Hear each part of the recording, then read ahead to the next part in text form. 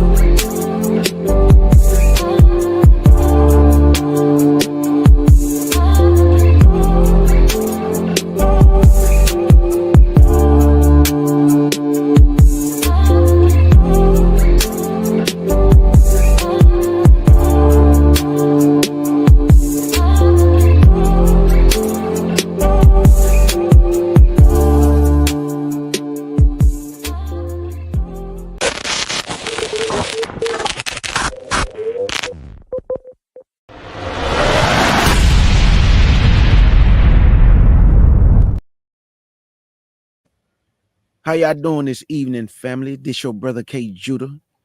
Got Elder Barawak with me and Elder Yashiyah. They're gonna bring another powerful class to you, family. Like I say, we give all praise to the Most High Yah and faith in Yahshua HaMashiach. To the Israelite family worldwide, we say peace and blessings. And as you can see the title, this week, Timeline of the Northern Kingdom of Israel. Elder Yashiyah a couple weeks ago touched on the timeline of the Southern Kingdom of Judah.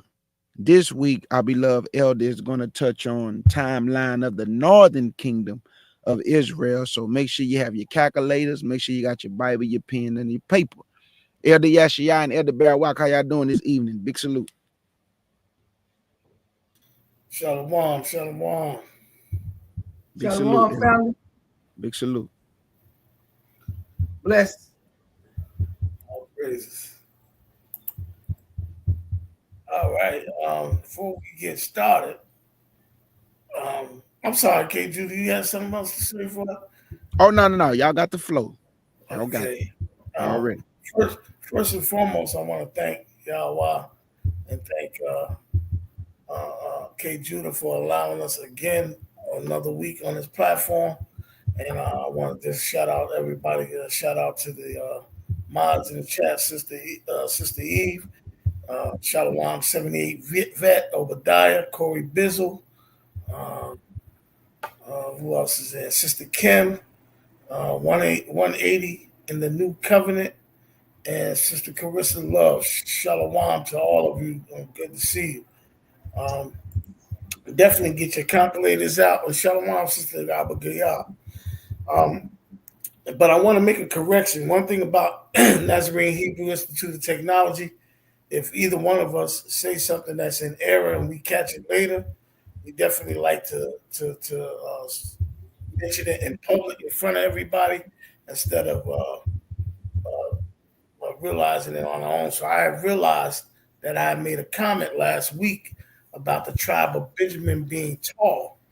And for some apparent reason, not making an excuse, I read a lot of sources and stuff like that, and for some reason, I interpreted that with a big error. To me, it was definitely a big error because Saul was mentioned that he was tall, not the tribe of Benjamin. So when I went to, I believe it was 1 Samuel 9, I believe that was the chapter. But anyway, I wanted to apologize in error for that. Definitely was that was a false statement of saying the whole tribe of Benjamin was tall. So I definitely wanted to come back and correct that. That's one of the things we strive in. If we say something in error, we catch it. We definitely need to come back and correct it. So I'm gonna just apologize for putting that out there last week. And yeah, this is going to be a great teaching. Everybody get their calculators out and please ask questions as he's teaching. We don't really we don't have a problem of being interrupted, and if you don't, ask the questions after service. Don't walk away just taking the face value of what we are showing you. Please don't cross-examine it 100%, because we don't want people to be regurgitators. A lot of people in Israel struggle with being regurgitators, and it's something that you need to be listening to from the beginning to the end. If you come in the middle, you might not understand what's going on. So definitely ask everybody to keep up with their notes and calculators. And, please ask questions. And with that being said, appreciate everybody and shalom. Already. Y'all ready to dance? Let's get it. All right, so quick recap. Last week we tackled was it last week we did the Southern Kingdom, or was it 2 weeks ago? 2 weeks ago. Yeah, we did the Southern Kingdom, and so we wanted to come back because we told y'all we was going to do the Northern Kingdom. So everybody needs to understand that for whatever reason, this will start off perfect, seemingly. It's going to line up with everything, but then based off the English translation, because y'all going to get like a 3-phase teaching out of this. First, you're going to see we're going to have to come back because I want to address this in Hebrew. Right now, I'm going to just show y'all this in English.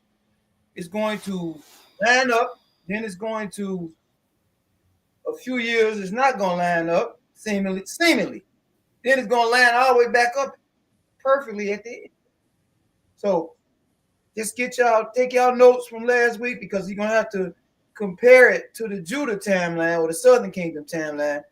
And maybe some of the actions of the Northern Kingdom, because I don't know if y'all know, they was much worse than the Southern Kingdom.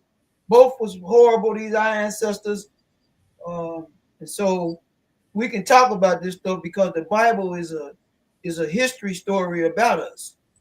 A lot of people don't like that. Other groups is envious of that, but I mean, it is what it is.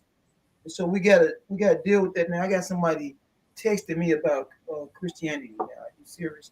when we talking about the history of our people, and they texting me about Christianity, fighting for me, telling me that it's righteous. Okay, when they want to talk about the slave trade lab and they roll in it, then we'll deal with that. Right now, we got to deal with 1 Kings chapter 14. How's everybody doing? All those young ladies that Beryl Watt greeted, because I can't really see the chat now. I got this thing blew up so big. All I see is what K. Judah about to read. So forgive me if I don't name everybody by name. I'm starting to become familiar with the regulars in here.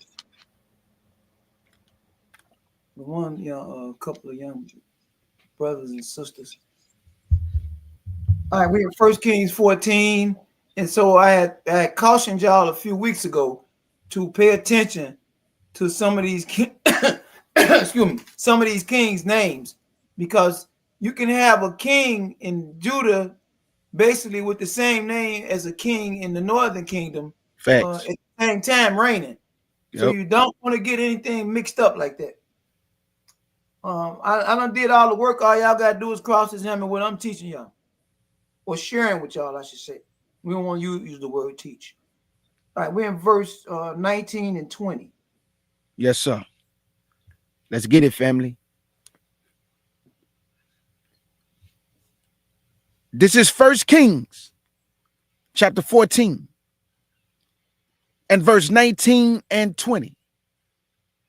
And it reads, and the rest of the acts of Jeroboam, how he warred and how he reigned, behold, they are written in the books of the Chronicles of the Kings of Israel. And the days which Jeroboam reigned was 22 years, and he slept with his fathers. And Nadab, his son, reigned in his stead. And so we already had discussed about how when these kings change reigns, they predecessor takes over basically when they pass, and that's at that same time. Y'all gonna see with this timeline, the northern kingdom was turned all the way up. So we know that we had calculated Solomon's reign from approximately 2,930 years after creation to 2,970 years after creation, at which time his son Rehoboam took over and reigned 17 years. So his reign started 2,970, and we're going to say to 2,987. Now that's Judah. Now, but we do know that the adversary of Solomon, which was Jeroboam, who was the wickedest king seemingly in the history of the northern tribes, off of him was predicated all of this false worship that got the northern kingdom taken into the Assyrian captivity. So we see that Jeroboam and Rehoboam was basically reigning in opposition from the moment that Rehoboam inherited the 12 tribes, because it was up under his rulership that we were split into two kingdoms because of what his father Solomon had did with the idolatry from those foreign women. And so now we're going to start this up with saying that if he began when Rehoboam began, which is 2,970 years after creation, he reigned 22 years. So we're going to say 2,970 to 2021. And why did I say 2021? Because when you see the word in, it's telling you that they started in a year. So when you touch it, you're going to see it's going to add up to 22 years.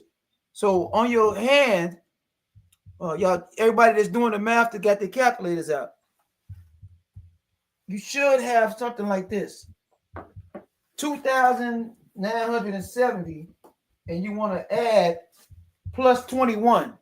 Tell me what y'all get. Somebody type it in the chat what you get. 2,991. Everybody see that? So that's the 22-year reign of Jeroboam, which started in 2,970. Now, it says specifically that his son Nadab took over and he reigned for 2 years. His reign would have began when? 2,991, correct? Absolutely. All right. And it would have been in the 2,992. So let's go to 1 Kings 15:25, and I'm going to show y'all now how we can start doing this. Because some of these things we can reverse engine, we can reverse the system.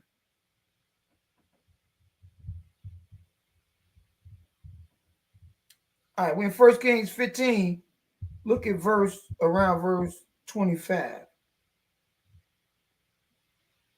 This is 1 Kings chapter 15 and verse 25. And it reads, and Nadab, the son of Jeroboam, began to reign over Israel in the 2nd year of Asa, king of Judah. And he reigned over Israel 2 years. Now, Israel, I want y'all to pay attention. And this will help us when this timeline starts to fluctuate. Do you notice it says that he began to reign over Israel in the 2nd year of Asa? Now, for all y'all that took great notes for the Southern Kingdom timeline, y'all realize that Asa began to reign approximately 2,000, 990, I think. 2,990 years after creation. So now, his 2nd year would have been 2,991, right? Absolutely. Now watch this. Go from 2,991, which we just added up, was when Jeroboam's reign ended, correct? Absolutely. Subtract 22 from 2,991. Watch what y'all get.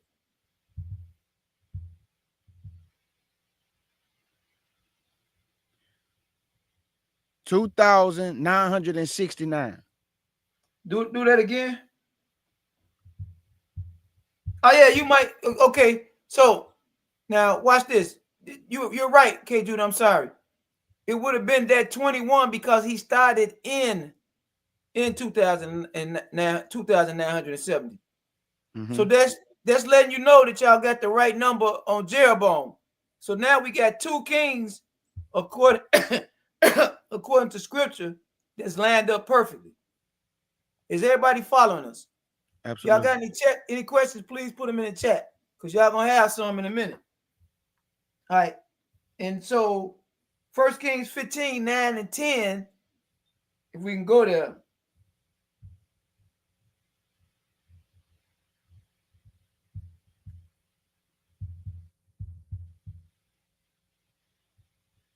Just want to substantiate everything we're saying.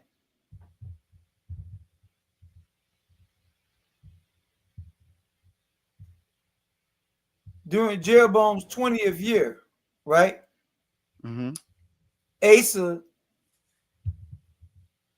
go ahead and read that for us, brother. This is 1 Kings chapter 15, verse 9 and 10. And it reads, and in the 20th year of Jeroboam, king of Israel, reigned Asa over Judah. And 41 years reigned he in Jerusalem. And his mother's name was Maacah, the daughter of Absalom. So now what we're doing now is reconciling all these dates to these kings. And you're going to see that these are roundabout dates, but they are extremely close and accurate. So we now got when Asa's over Judah. Now we just lining Nadab and Jeroboam up, trying to line them up with him. But the ultimate count is going to go off of what we're getting when we add up these kings of the northern kingdom. Because in some instances, it's like clockwork with the kings of Judah, but then some places it ain't adding up with Judah. But we proceed, and we're gonna proceed with the northern kingdom now. So we got 24 years of northern kingdom being separated from the southern kingdom out of the way. All right. The next verse, we're gonna go to the third king of separated northern kingdom. 1 Kings 15, verse 33. Let's get it.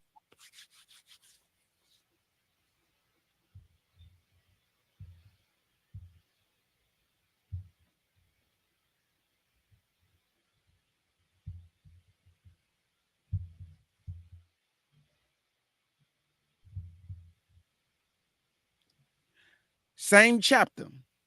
1 Kings chapter 15 and verse 33.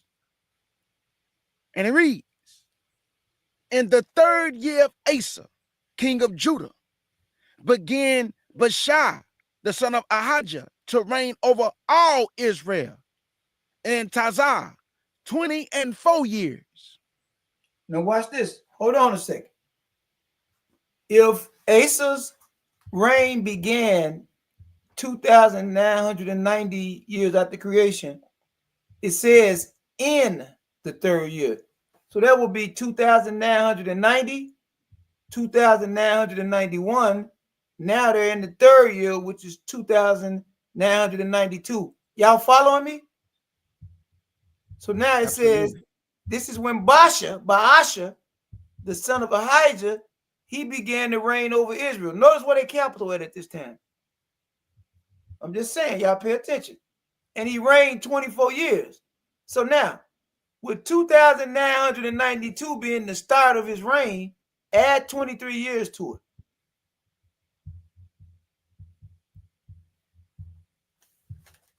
We got 3,015. What y'all see, Israel? We all on the same page?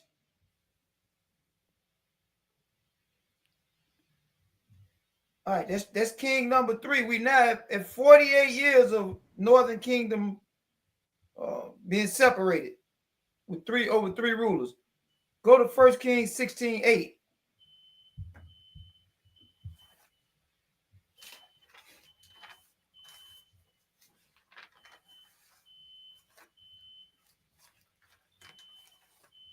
Just want to put a disclaimer out for people in the chat. We're basing our timeline out of the scriptures, not out of a source from outside of what the Gentiles say the reigns were. This timeline is based off of the timeline out of the scriptures, just for clarity for everyone that doesn't know how we get in these timelines. It's coming directly from the scriptures. If you've been with us a little while, or if you've seen our videos, how we started the creation and our timeline, then you would kind of like understand. So if you're just coming in, you might be a little confused if it's the first time you're hearing this. So now let me give y'all some more insight into what really. Yeah, let me make one thing too. It's not BC time either. Got to make that clear too, because I see some people using the BC time. You absolutely cannot use the BC timeline. At some point, I'm going to show y'all how to convert these dates back to BC. But right now, we need to understand how to show y'all and to have lessons with things we can prove through the scripture. We cannot prove a BC timeline through the scriptures until we learn years after creation. It's impossible, because we will have to rely now on what the heathen is telling us versus what our ancestors reveal to us and preserve for us through the scripture. I feel more safer with the scriptures than anything they got to say. And hopefully y'all do too. Because you're going to get some astronomical times that just is not consistent with reality when you start hearing about some of the stuff they're saying. All right. So, and these timelines begin, we got a lot of time, we got a lot of teachings on this type of stuff and things in general. But they begin with Adam, who we all know and believe, I'm assuming, he was born during the year of creation on the 6th day. With that being revealed, we can now begin to add up an accurate timeline because now we know when his descendants were born. Okay, Cain and Abel, they're not in the genealogy because of what happened, but we also got the years or roundabout years that they was born too, based off of other ancient manuscripts which we have copies of in Hebrew. So that's a whole nother matter. We continued the creation timeline from Genesis 5, where he had a son named Seth that was born 130 years after creation. Now you start to add up all of the descendants after that. Everything is in there. You just got to know where to find it. He showed it to me. I'm sharing it with y'all. And so now y'all cross-examine it, get y'all dartboard out, and y'all find out it's true. Now we all be on the same page. Something that y'all need to know, though. It seems like a discrepancy. Some people call it it's not a discrepancy. You have to sit under the teachings from people that got an understanding of the word, right? So you look in Genesis chapter 5 and you chapter 11, I'm sorry, and you ask yourself, why is Genesis chapter 11, chapter 5 and 11, those timelines, why don't they have a certain person that's in Luke chapter 3? All right, somebody named Canaan, not Canaan, Canaan, right? And so when we get to the book of Jubilees, one of our ancient manuscripts, they got it in Hebrew, in the Dead Sea Scroll, and in other lands over in Africa, okay? If you believe what the people out of Europe is telling you what to accept as scripture and what to read, you have to deal with that. You have to be able to look in the mirror and deal with yourself with that. I don't. And so in this ancient text that we have, which has been verified by the Dead Sea Scrolls, it tells us that after the flood, that this guy Canaan, which is Arphaxad's son, he was stricken from the genealogy because the teachings of the watchers, he reserved them, he wrote them down, he began to read and study them. And when you read and study something, what are you going to do with it? You're going to teach it. You're going to share it with people, right? He didn't tell Noah about it, but he kept it. We noticed that act, which is recorded in Jubilees, caused him to be stricken from the timeline of mankind, right? But he's in the Torah, because we know that please listen to what I'm saying so y'all can understand this. In the Torah, we're told that it is perfect in a lot of other things. Psalms 19, 7 through 9, right? So he's stricken from the Torah account of creation, but in the genealogy in Luke 3, he's put back in for that because the Torah represents spiritual. It represents the Father, Yahweh. He wrote it with his hands. He did not write the gospel with his hands, although he inspired it. That's a lesser level than what we call our Torah. Although it is inspired and it is sacred as well. But the Torah is another level. And so with that having happened, he was stricken from the Torah, but he's placed back in. And when he was stricken from the Torah, y'all going to notice this in other teachings and future teachings we're going to have. 57 years from the account of mankind was not added up. We had that 57 years in a sleeve for another teaching I'm going to give y'all when y'all get a little more accustomed to these timelines, because it's a little more difficult to understand. So we have to have everybody go through a few of these teachings so they can realize how we added up everything from the very beginning, because there's several of them. This just we veered off to get the kings out of the way, because this deals with history. So we got that. Just remember this. When we convert this back to modern times, it's going to seem like creation is about 4,000 years. But, well, forgive me, let me see, 3,948 years.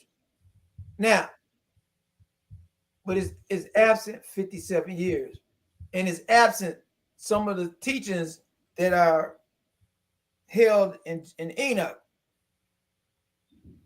which y'all gonna get later, which tells you about how the days are added up over a certain period of time because of how the sun and the moon, the earth rotate and all that kind of stuff. It's all of it's in there, and we're gonna share it with y'all. We just gotta get us all with let's get this simple stuff out of the way first, or the seemingly simple, because it ain't simple if you ain't an avid studier of the word.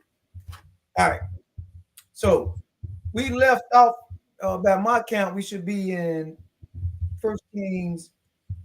Is it 16 verse 8? Did we cover that already? No, we haven't read 1 Kings chapter 16 verse 8. We haven't. All right, so we're on the fourth king now. 1 Kings 16:8. Good. This where now all the crazy stuff finna happen. Now everything is pretty much lined up now, right? Y'all agree? Absolutely. Let's get it. Get ready to get a little twisty now. So we just gonna go with what they saying, and it'll swerve back in together. How I couldn't even figure that out. That was crazy. All right, 16 verse 8. This is 1 Kings chapter 16 verse 8, and it reads, "In the 26th year of Asa, king of Judah, began Elah, the son of Baasha, to reign over Israel in Tazah 2 years." Now hold on. We have Asa's the time he began to rule, 2,990. This says this is in the 26th year, right? Add 25 to 2,990. Tell me what y'all got.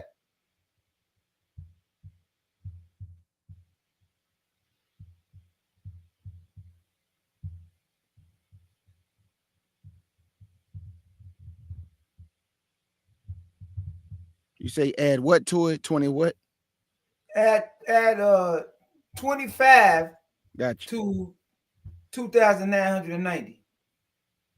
We right back to 3015. So we see that this is consistent now. Do everybody agree? Absolutely. Fact. Everything is consistent. But I'm telling y'all, we're getting ready to go for a ride. All right. Oh, yeah. So we're dealing with Elah now. It says he reigned 2 years. That reign beginning in 3,015 years after creation. So that would be 3,015 would be year 1. 3,016 would be year 2. Mm-hmm. Now, so that's 1, 2, 3, 4 kings we knocked down. Mm-hmm. Now is where we get ready to, y'all gonna really have to take good notes. We're going to 1 Kings 16, verse 15 through 20. Please, everybody, focus.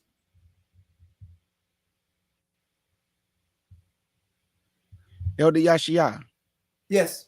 This is basically proving how close they was when they began to reign, right?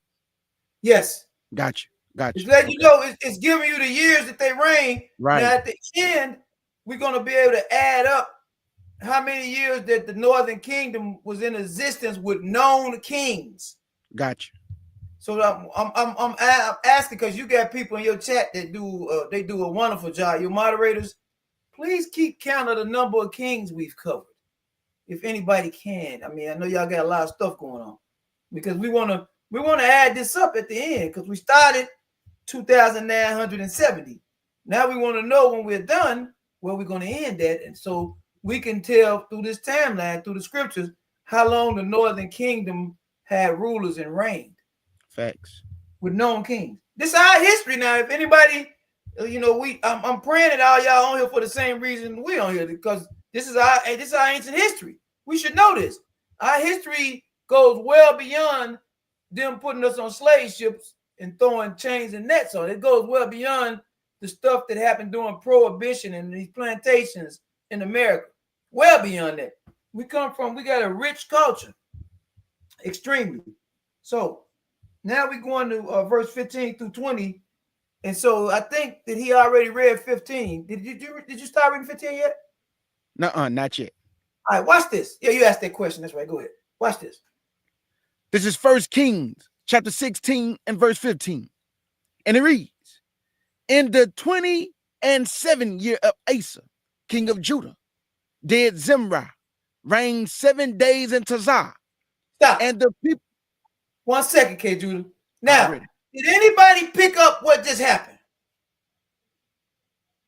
Something just happened. Now, we want to try to keep this as precise as we can get it to what we're being provided through this translation in English. Because if not, I got to try to go, I can't do it, but we need people that they understand this. We have to do it in Hebrew, which we're going to do. We're going to do a version of that later on down the line. I'm praying that y'all start coming to Hebrew class. K. Deuteronomy was getting lit up and that it was turned up and that that Hebrew class this morning was vicious. So I'm just praying because I know y'all be on it in this chat. Do y'all see what just happened? Another year got added in the 27th year of Asa. So now we know when Asa's reign began. You see that? Yep, it was just the 26th, and then now it went to the 27th. Absolutely. And then he had a short reign, 7 days. 7 days. So we want to, if they give us something, we want to take it versus us having to look. I like to look and find stuff, but this is we're gonna take this blessing right here. So now we're gonna go to 2,990 plus 26. Tell me what y'all got on that. It should be just added a year.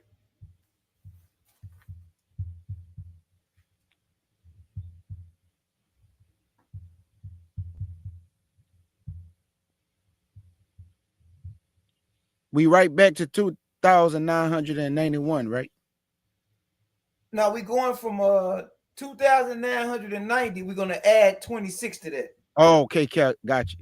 Okay.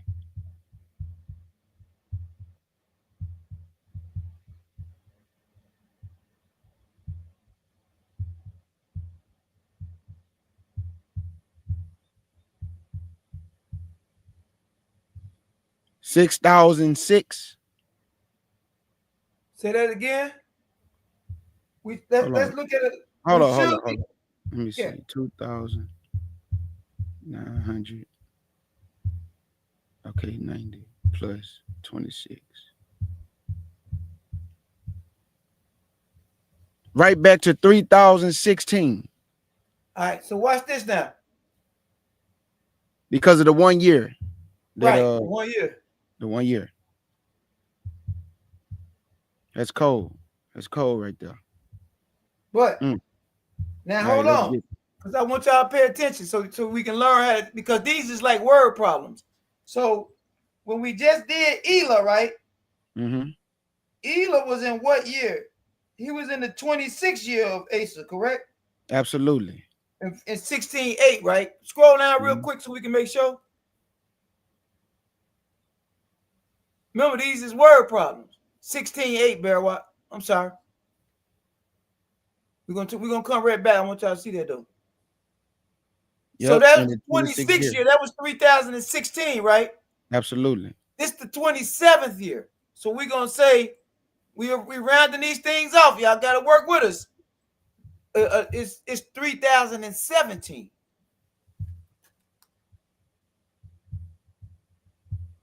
Because we've been using we'll add a certain number of years to when their reign began, but now we know that this is at least in the 27th year. The other one was in the 26th year. That's right. Help me, help us. All right, now we're back in verse 15. Now you can go and finish this out, going down to 20. And I'm gonna see if y'all see what's going on here. Y'all finna be disgusted when y'all see how these Israelites is cutting up. Watch this. 1 Kings 16 and verse 15. In the 27th year of Asa, king of Judah, did Zimri reign 7 days in Tizah, and the people were encamped against Gibbethon, which belonged to the Philistines. Now hold on 1 second. I kind of want y'all to pay attention. Do y'all notice they not doing a lot of things in Samaria? A lot of these last few kings in the northern kingdom has been Tirzah. Something getting ready to happen to change that, but I just want y'all to take note. We got to know all this stuff, all the little tidbits, everything. It's our history. Forgive me if I'm too trying to be meticulous. I just don't want y'all to miss nothing. Come on. Verse 16. And the people that were in camp heard say, Zimri have conspired and have also slain the king. Wherefore all Israel made Omri, the captain of the host, king over Israel, that day in the camp. And Omri went up from Gibbethon, and all Israel with him, and they besieged Tizah.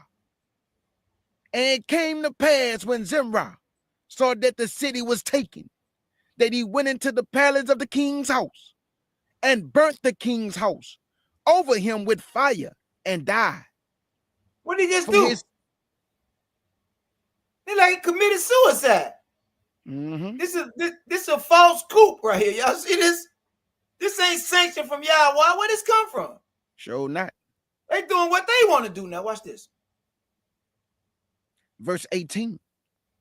And it came to pass, when Zimri saw that the city was taken, that he went into the palace of the king's house, and burnt the king's house over him with fire, and died. For his sins, which he sinned, in doing evil in the sight of our Elohim, and walking in the ways of Jeroboam, Wicked.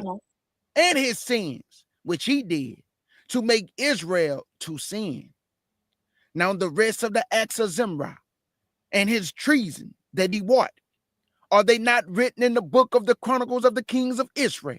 So now we got everything happened with Zimri. He had a short 7-day reign, seemingly, right? He got he killed himself, right?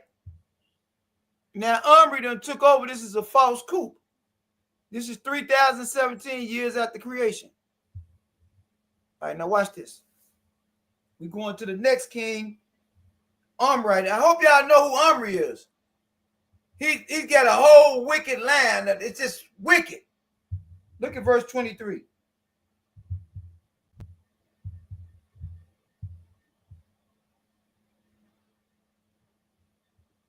Verse 23. In the 31st year of Asa, king of Judah, began Omri to reign over Israel 12 years. 12 years. 6 years reigned he in Tizah. Now what? And he now hold on now. I need y'all to see this because we got to keep this math together as much as we can through what they showing us. Because eventually we're going to just have to start adding up the years. Because some of it is just, y'all going to see. Look, verse 23, it says the 31st year of Asa, king of Judah, right? We've been point on spot with Asa, right? Because we know when he started reigning, right? We know that we had a certain time. We had 3017, right? We know that it looks like it was a civil war that occurred in verses 15 through 20. They did a false coup. But now, let's go to 2990 and add 30 years to it.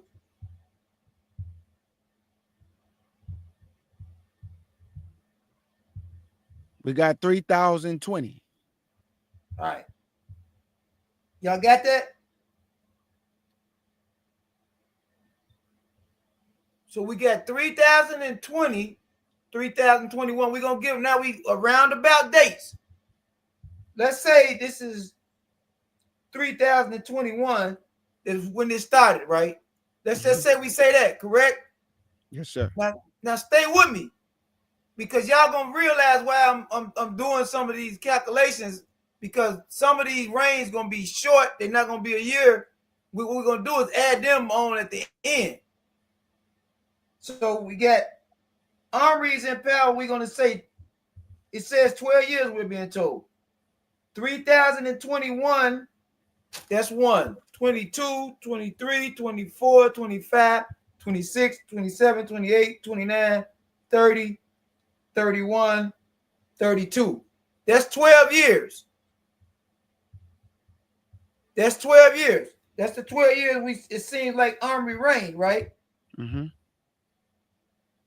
So keep the timeline, keep it intact. We had 3021 to 3032 years after creation. Let's go to the next king now.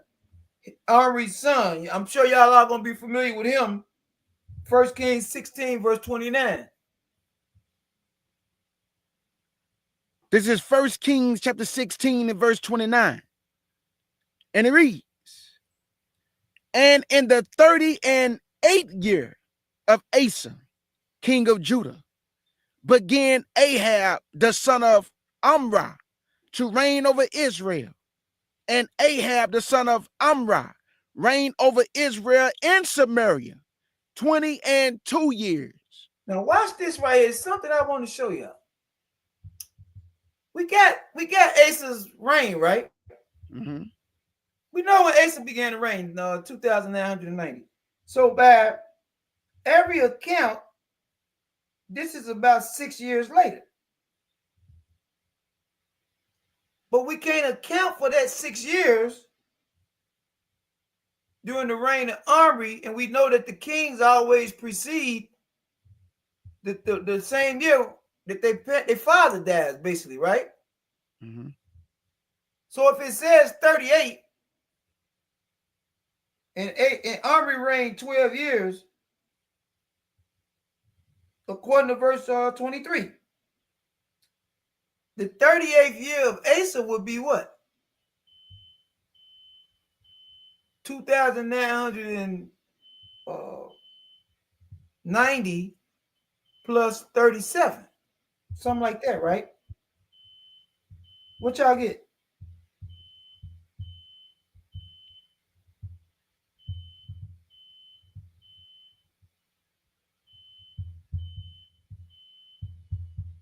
My calculator jumping all around. Hold up. 2,990 plus 37. We got 3,027. Plus 2,990 plus 30, what did I say, 37? You got 37. And you get 3,027. Mm-hmm.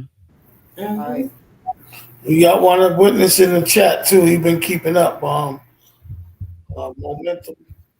Now watch this. Good. Plus. Now I'm gonna ask y'all something. Just looking at the English. Mm-hmm. How did we go to Omri and we added this all up exact? Seemingly everything was done exact, right? How did it get to it went backwards? Do y'all understand what I'm saying? So go ahead. No, I was gonna ask. So it seemed like it did a split or something. It did a split. Something happened when this civil war happened. Right, because it say 12 years, and then it say 6 years. Right. So 6 of the years. Good eye.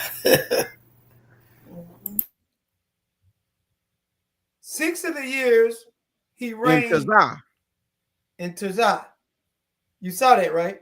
So that make it 12. So it's 6 in one place, and something happened when they had the Civil War. Something's going on in 2 different places, look like.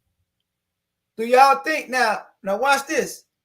So if did Omri reign 12 years, or was it 18 years, or was it 6 split years? Because these timelines now, they got to reach out. So watch this.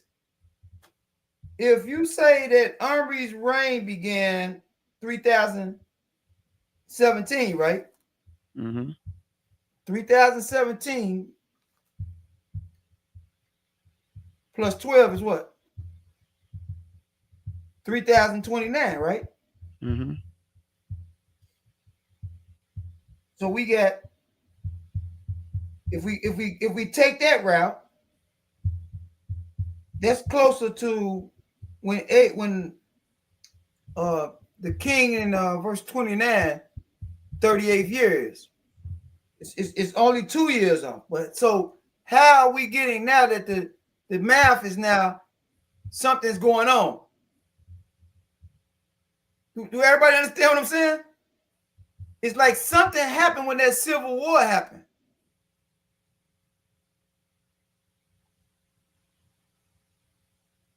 It looked like it took a pause or something. Yeah, they did something with this timeline from their record. Is what I'm saying. I just want everybody to look at it. Right.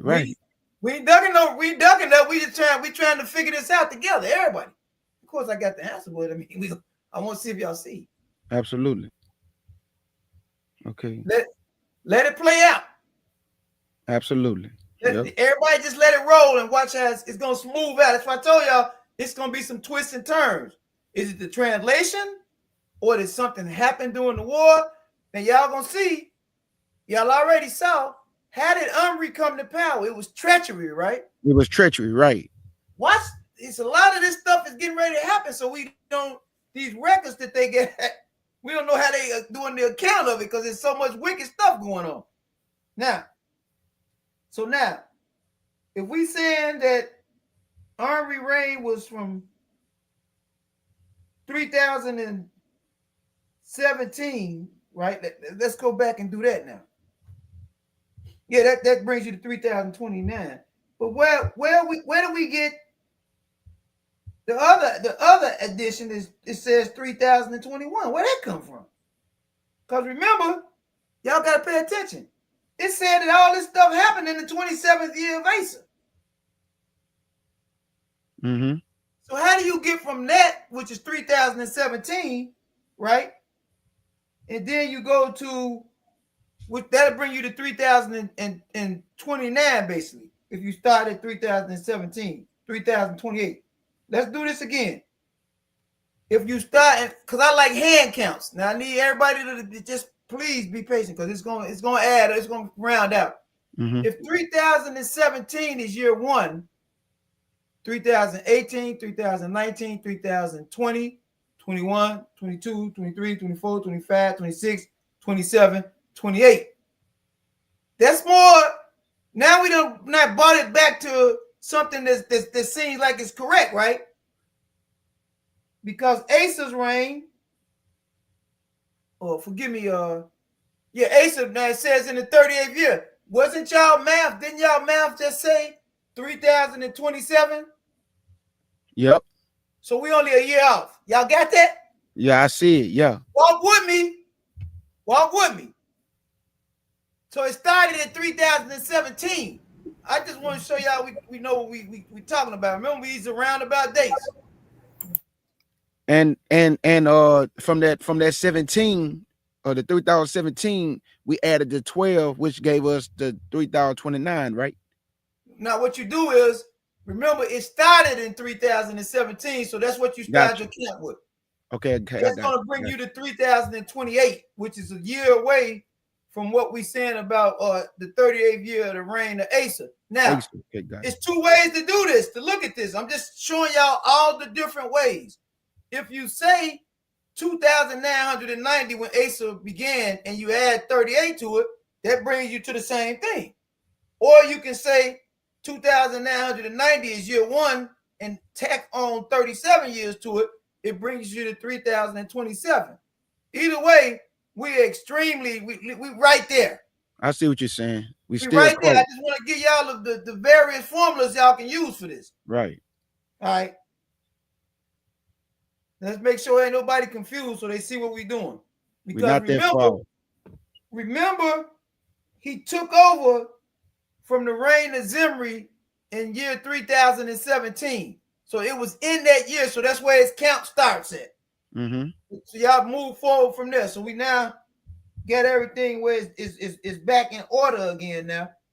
Look at we got to go to first king. And he reigned, Ahab reigned. We're going to say 3,000 and what was it, 27? I think around like 27. Yeah, by 27. Yes, sir. And we got one adding up to 28. So we ain't that ain't bad right there with this. Right. The way they throwing this stuff out here. So 3027 being year one, add 21 to it. And tell us what y'all got.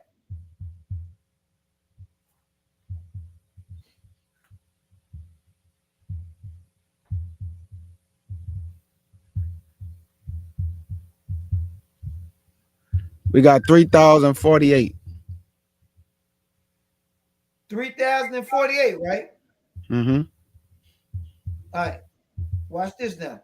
So y'all the count started at 3,027 to 3,048. So that's where the next king should pick up at.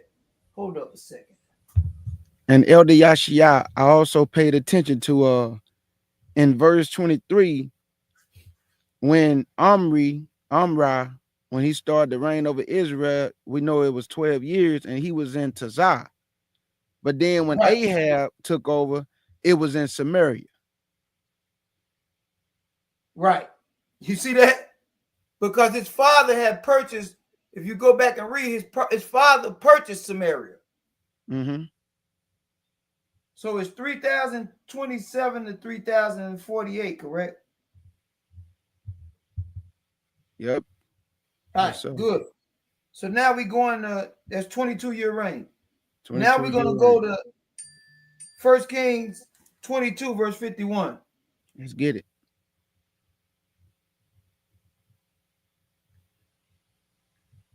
Mm-hmm. Hold on one second. You see that, Elder Yashia? You see it? Look, in verse 51. You see that? Now it's back in Samaria. You see what I'm saying? Yeah. Well, Ahab, once Omri bought it, his son Ahab inherited it. Right. I got you. But all the other times, like you said, it was in Tazah. Yeah. I want y'all, that's what I want y'all to see. All these little intricacies, these little tidbits, it matters. This is our history. We got to be able to know, because contrary to what's commonly being spoken and on social media and all this foolishness, all of us ain't from Judah. Everybody over here ain't from Judah. Sure not. The majority of us got Igbo blood in us, and the Igbos ain't saying they from Judah. They know their history. It's Gad, Asher, all them tribes. We got to study. We got videos out when we did interviews with them over there. We got a lot of stuff. We got to learn our history, where we come from. Stop letting people lie to us and tell us who they think we is. Because one thing they don't want to tell us, they don't want to tell us we the Israelites.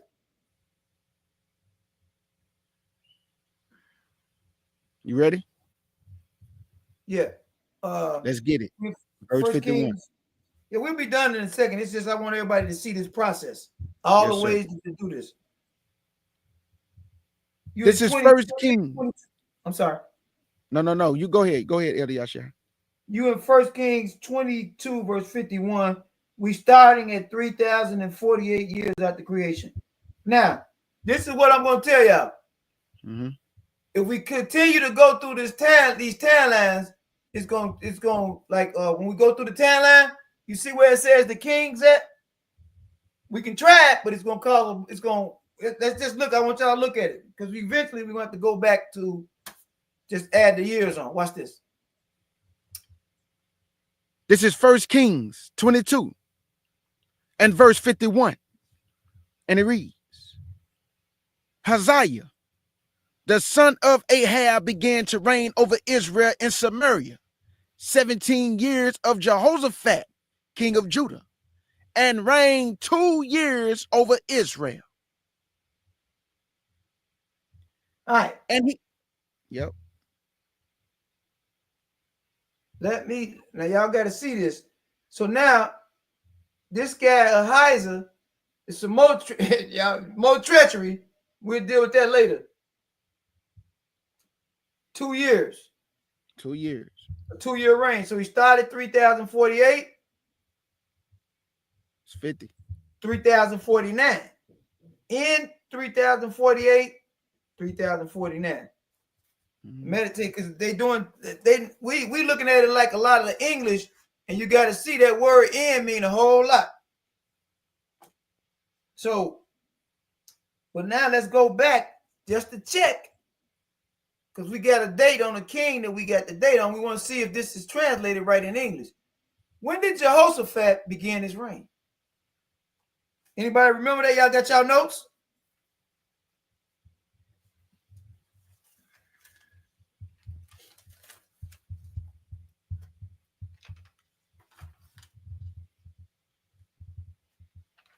Jehoshaphat's reign began around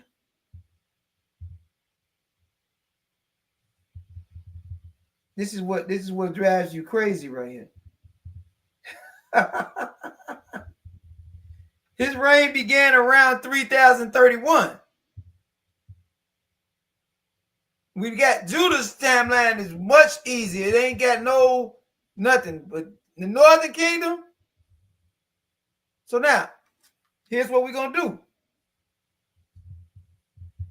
We're gonna go to Ahaziah. We're gonna add those 2 years on. That takes you to what? 3049, right?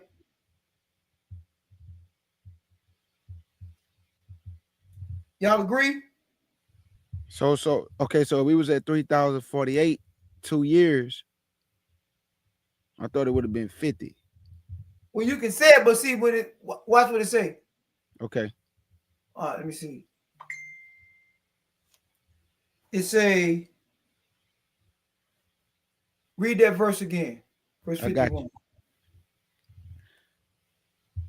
1 Kings chapter 22 and verse 51. And it reads, Ahaziah, the son of Ahab, began to reign over Israel and Samaria, the 17th year of Jehoshaphat, king of Judah, and reigned 2 years over Israel. So now, what is his 2 years, though, what we're saying? Because remember, we're doing years after creation. Gotcha. So we could say, because I'm not picky about it. We ain't gonna be picky about it. Yeah, we just want to try to get it exact. So if we say 3048, if we look at it like 3048 to 3049, and then 49, that's 2 years, but that's how we see things in America. They saying in the 17th or in this time. So in means when that started in right 3048 and then 3049.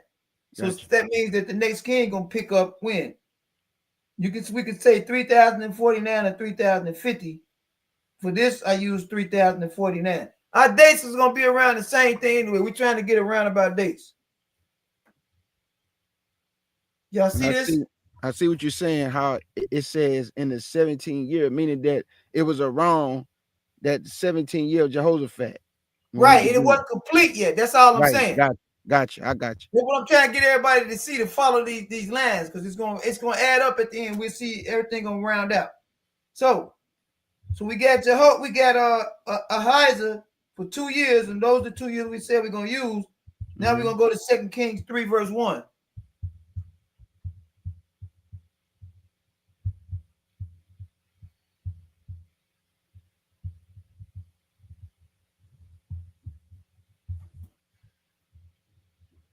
Don't y'all like this? I love it. Love it. To get that brain working, to get that critical thinking going. Yeah, we smart people. We don't run from no math or nothing like that stuff. We intelligent people. Our whole ethnic group when we apply ourselves.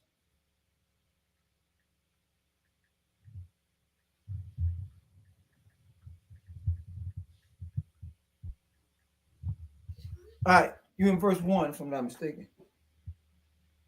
This is 2 Kings chapter 3 and verse 1. And it reads, Now Jeroboam, the son of Ahab, began to reign over Israel and Samaria, the 18th year of Jehoshaphat, king of Judah, and reigned 12 years, 1 year later. And so he wrought evil in the sight of our Elohim, but not like his fathers and like his mother. And he put away the image of Baal that his father had made. Watch this. Hold on. Now let's add the math of it. It's so wicked. There's so much wicked stuff going on. I don't even want to. So now I'm finna show y'all something. Because K. Judah he dug his feet in. Like I'm walking y'all through all of this. Look at what read that again now. I want y'all to catch this. Read that again and slow down, because I'm gonna interrupt you at some point. Watch this. I got you. Verse 1. Now Jehoram, the son of Ahab, began to reign over Israel in Samaria, the 18th year of Jehoshaphat, king of Judah. 3050. Mm-hmm. See how easy all we gotta do is read. Remember, I told y'all I'm gonna walk y'all through all of this. So this is 3000. I see what you did. I see what you did, Elder. It's a year later, so you just went on and added the years. We looking for all these things, but we gotta read. Right. Gotcha. We can't be afraid to read. It's in there. I know these is long, like Kings is long. We gotta look. We want to do this. I did it all for y'all. Y'all just gotta go back and add up everything. Right. Y'all doing y'all notes. But you see, it's a year later, though, right? At first it was 17, and then now it's 18. And I see when you said you went to the 50. Because this is what I want everybody to pay attention to. Gotcha. These little bitty things like that. It says, I'm gonna read it again. It says, now Jehoram, the son of Ahab, began to reign over Israel in Samaria, the 18th year of Jehoshaphat, king of Judah, and reigned 12 years. 3050 to 3061. Mm-hmm.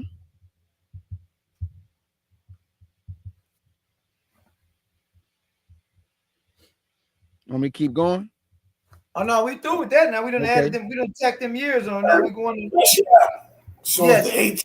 Is the 18th year 3050 of Jehoshaphat?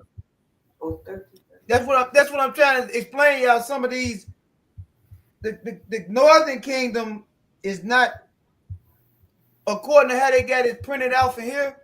You're gonna have to add the years up, just the years when you get to a certain point, because y'all notice everything was perfect until we got to right after that Civil War thing.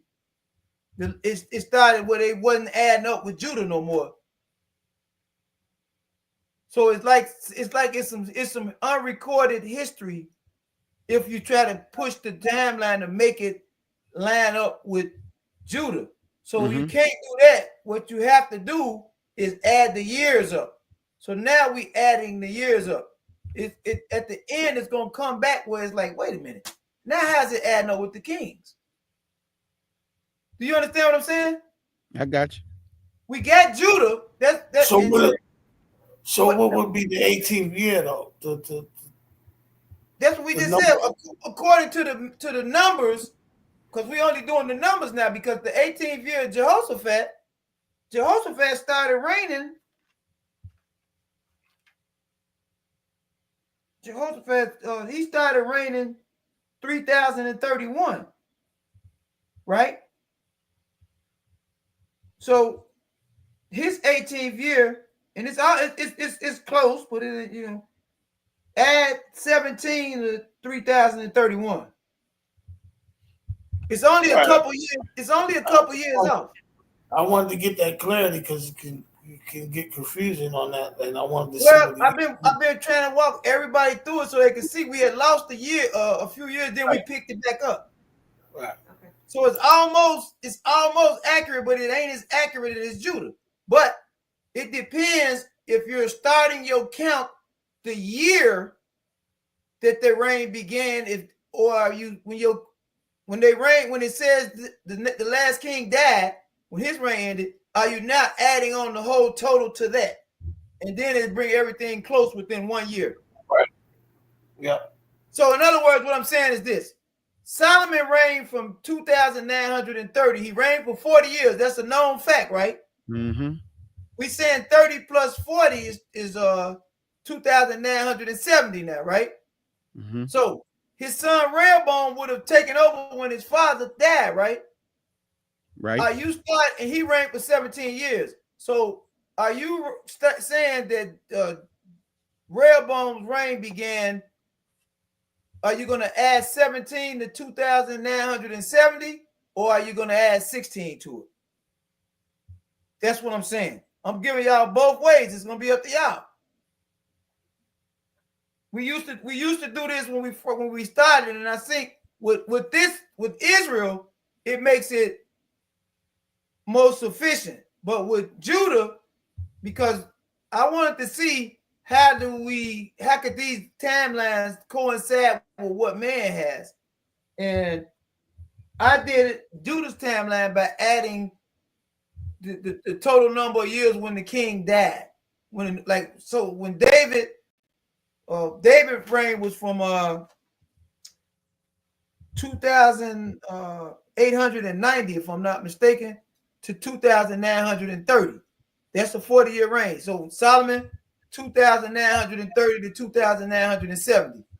So I kept doing that and adding up all those little insurrections, them short reigns, 3-month reigns, and everything, and it added up perfectly to the Babylonian captivity. Because when I converted it back to BC, right? Well, I'm gonna show y'all how to do that later. We just right now dealing with this. When I converted it back to BC, it was 586 BC. That's what mankind say when the temple got destroyed. Mm-hmm. And that's just off of the map. And y'all seen when we did the Southern Kingdom. I just didn't show y'all how to convert it back to BC, which is easy. It's like too easy. But we got I think it's what 3,006. Hold on, let me see. I got it right here. Sometimes these numbers, there's so many numbers. Just give me 1 second. It seemed like too that the Southern Kingdom was also easy to do, but when you get to the Northern Kingdom, because a lot of these people was not chosen by the Most High, it looked like it's not just the treachery, but it seemed like because they was conspiring and doing wickedness and killing certain people, and then other people making them king. Yeah, I see what you're saying. It just, and there's so much going on as far as like the war that happened and certain things not even taking place in Samaria, and then it come back to Samaria. So yeah, I mean, Judah was easy to pinpoint because everything was happening in the Pacific area, not with the Northern Kingdom, man. So we got 3,363 years after creation when the temple got burnt down, the first temple. Mm-hmm. That's it. And I'll show you how to convert it back to BC later. So right now, we pretty much at a 1 year thing with or 2 year thing with Jehoshaphat's reign and when Jehoram and them came in. So now we pretty good. We almost got it almost exact. All right, so confirm. All right, so we got a question. Sagala got a question this time. She wants you to verify Jehovah's time. 3050 to 30. Is it 3050 to 36? 3049. what's she asking? I don't understand. What is the time? What was the time? The years that we came up with? You said 3050 to 3061 For Jehoram. Yeah, I'm sorry. Yeah. Okay, I just wanted to make sure because I was just looking in the last king. It actually could have been 3049 to yeah, that's what I'm saying. 3060. Okay. Yeah, The 3060. Okay. Because if it's 3049, that's closer to Jehoshaphat's 18th year. Yeah, because They're that's only moving 1 year away. All right, thank you. Because I know Matter the of last. fact, hold up. Let me see this. Hold up. K. Judy, you with me? You know, I'm right here with you. With me. You know, I'm right here with you. I told y'all the Northern Kingdom was a little more difficult. Yeah, I see it too. I see it. It sure is. Because at first we was on track and you was lining it up with the Southern Kingdom, and then man, it just went a whole nother direction. So yeah, I see it. Now, here you go, Sagala. Listen to this. If you add up, if you add 18 to 3,031, it gives you the 18th year of Jehoshaphat is 3,049. Right? But if you start the reign and you count the year that he came in as year 1, so it's 3,031 plus 17 now. It's 3,048. So it's a year out. So which formula you use is up to you. I'm giving y'all both of them. Because then the reason I'm doing this audience, y'all studying, y'all smart. So I didn't show y'all one way. I'm showing y'all both at the same time. In other words, And not trying to complicate it, but we need to have these kings and stuff. All this stuff got to be close. All right, y'all ready? Already, let's get it. We all on the same page now, right? Same page. All it is I'm giving y'all both ways, and it's simple. Either we start the year that they came in, or we add after the year they came in. That's it. That's all I'm saying. Now we on what king are we on now? Jehu, right? Oh, this guy vicious. 2 Kings 10. This is vicious right here. This is a vicious piece of work right here.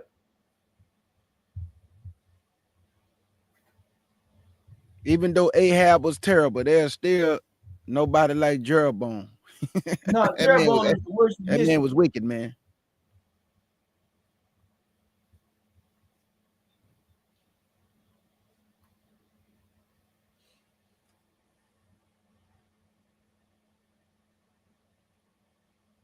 What verse you want, Elder? 2 Kings 10, verse 30. Forgive me, verse 34. Verse 34. We're going to have to backtrack so y'all can see something with Jeroboam. Jeroboam vicious. I mean, Jehu, he vicious too.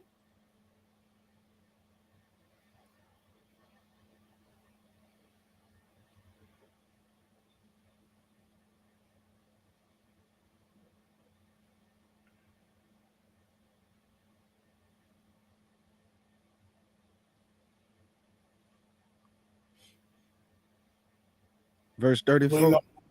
34, okay.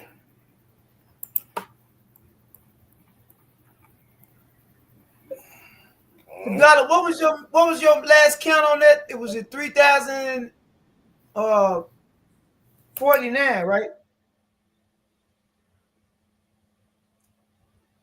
49 to 3060. I had to delete. I just want to deleted the last one. I'm gonna put it back in there right now. And then for the 18th year of Jehoshaphat, we got 3031 plus the 18 takes us to 3049. See how close that is? Yep. Right. Everybody see how close that is? Yeah. If we just stay on everything, watch this. Now Jehu, he false. Watch this. 2 Kings 10, 34 through 36. This is 2 Kings chapter 10 and verse 34 through 36. And it reads, now the rest of the acts of Jehu, and all that he did, and all his might, and all are they not written in the books of the chronicles of the kings of Israel? And Jehu slept with his fathers, and they buried him in Samaria. And Jehoahaz, his son, reigned in his stead. And the time that Jehu reigned over Israel in Samaria was 28 years. All right, so now it's kind of, y'all know both formulas. I'm going to tell y'all what I'm finna do. I'm going to add 27 to 3,060.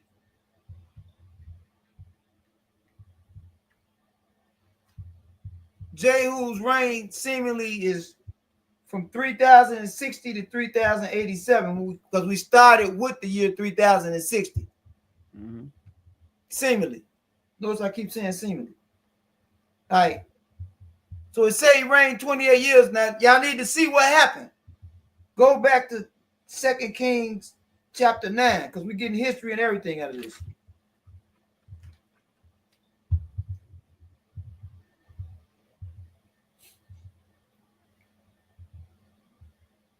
Second Kings 9, verse 14 down.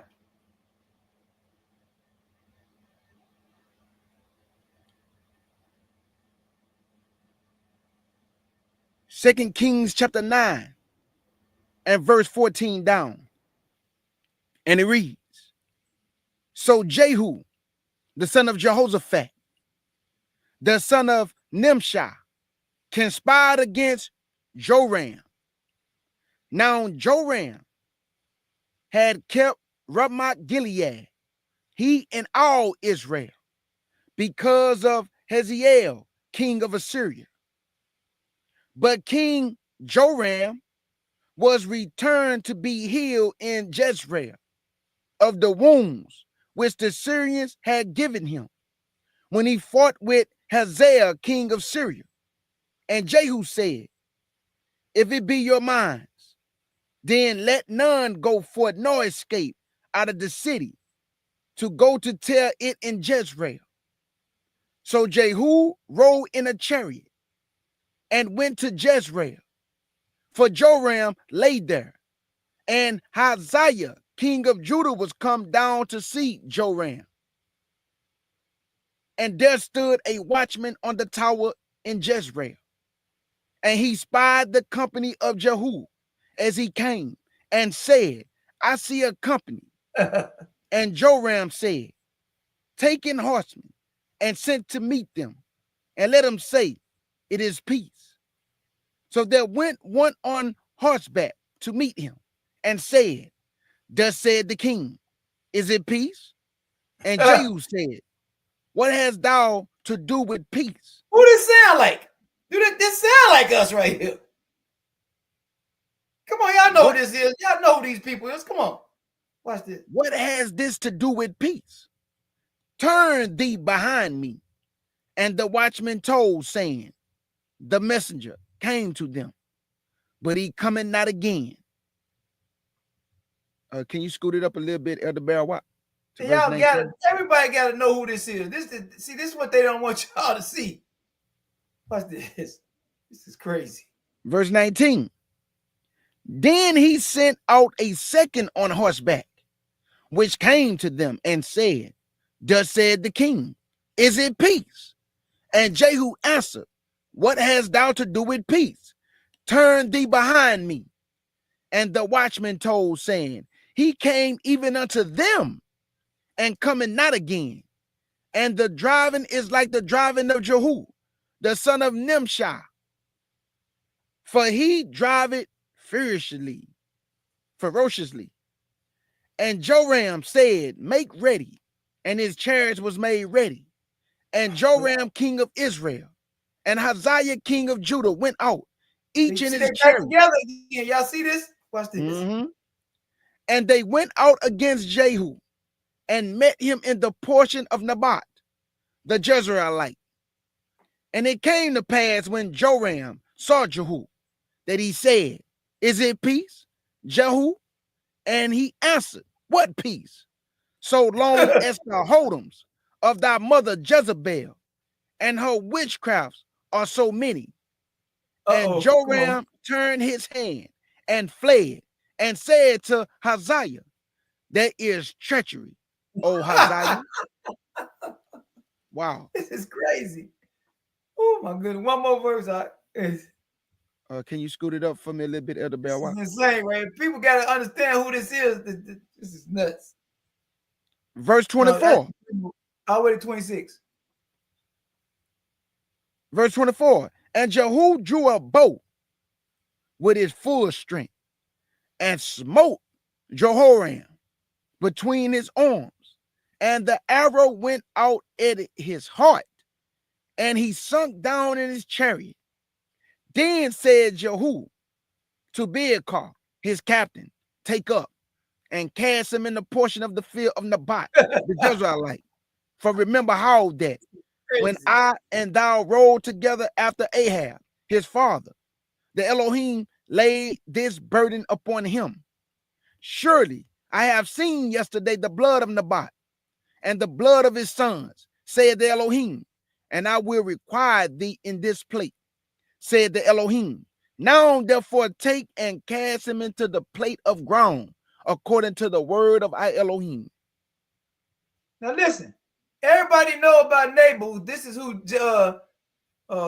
Ahab and Jezebel. Jezebel had false witnesses, and they killed him and took it to take his land. Yep. So this when Yahweh said he had enough, he get ready to wipe them out. This is our history. We got to go back. 2 Kings 17 all the way through this. They going in. Jezebel and Ahab was vicious. All right, so now we got that history. Now we in 2 Kings 13:1.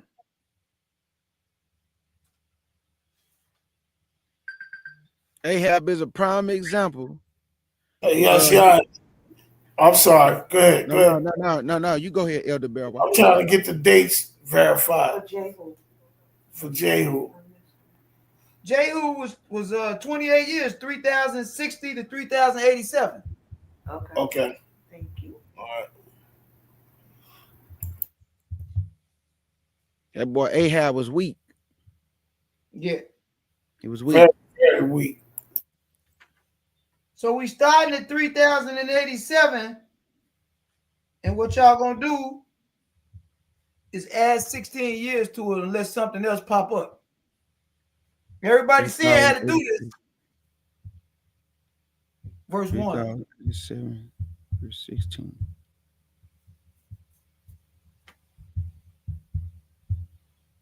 Okay, got it.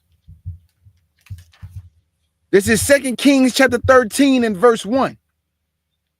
And it reads, in the 23rd year of Joash, the son of Ahaziah, king of Judah, Jehoahaz, the son of Jehu, began to reign over Israel in Samaria, and he reigned 17 years.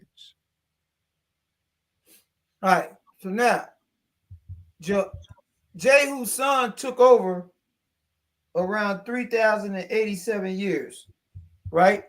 And he reigned how many years? 17 years, right? 17. So you're going to add 16 to 3087. Tell me what y'all got.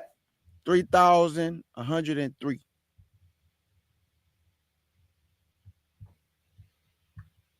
Hold on, I think I did 16. Yeah, that's what you're supposed to add to it. Yeah, 3,087 plus 16. Gotcha. Because I keep remembering that year, you know, we just getting close to it. I got you.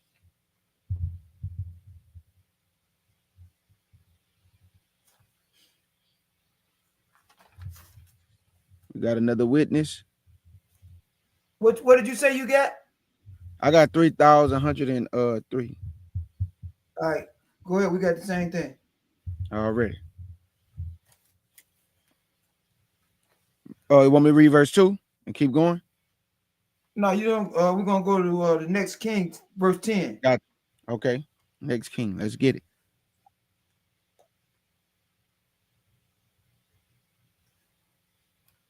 Same chapter, 2 Kings 13 and verse 10. And it reads, in the 37th year of Joash, king of Judah, began Jehoahaz, the son of Jehoahaz, to reign over Israel in Samaria, and reigned 16 years. But them names is close, huh, Elder Yashia? That's what I've been telling everybody. They gotta pay attention. You see it. Names close. Yes. I got a teaching on that too. So verse 10 now, what did we just do? He started to reign.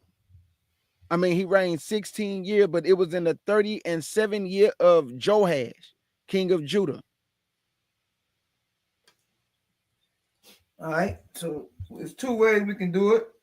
Do we got to add the 16 to the 3,103? That's the most simple way. Okay. What's the other way, Elder Yashia? I want to know both ways. We can try to make the timelines coincide together. Okay. So you got to figure out which king in Judah they're talking about. So okay, we in verse 10, it says Joash, right, king of Judah, his reign began 3071, right? According to the timeline of Judah. This says this is in the 37th year of his reign, right? And he reigned a long time, like 40 years. So that's going to mean 3,071 plus, what is it, 37? 37. Which give us 3,108. And it says that's when Jehoash began to reign, right? Absolutely.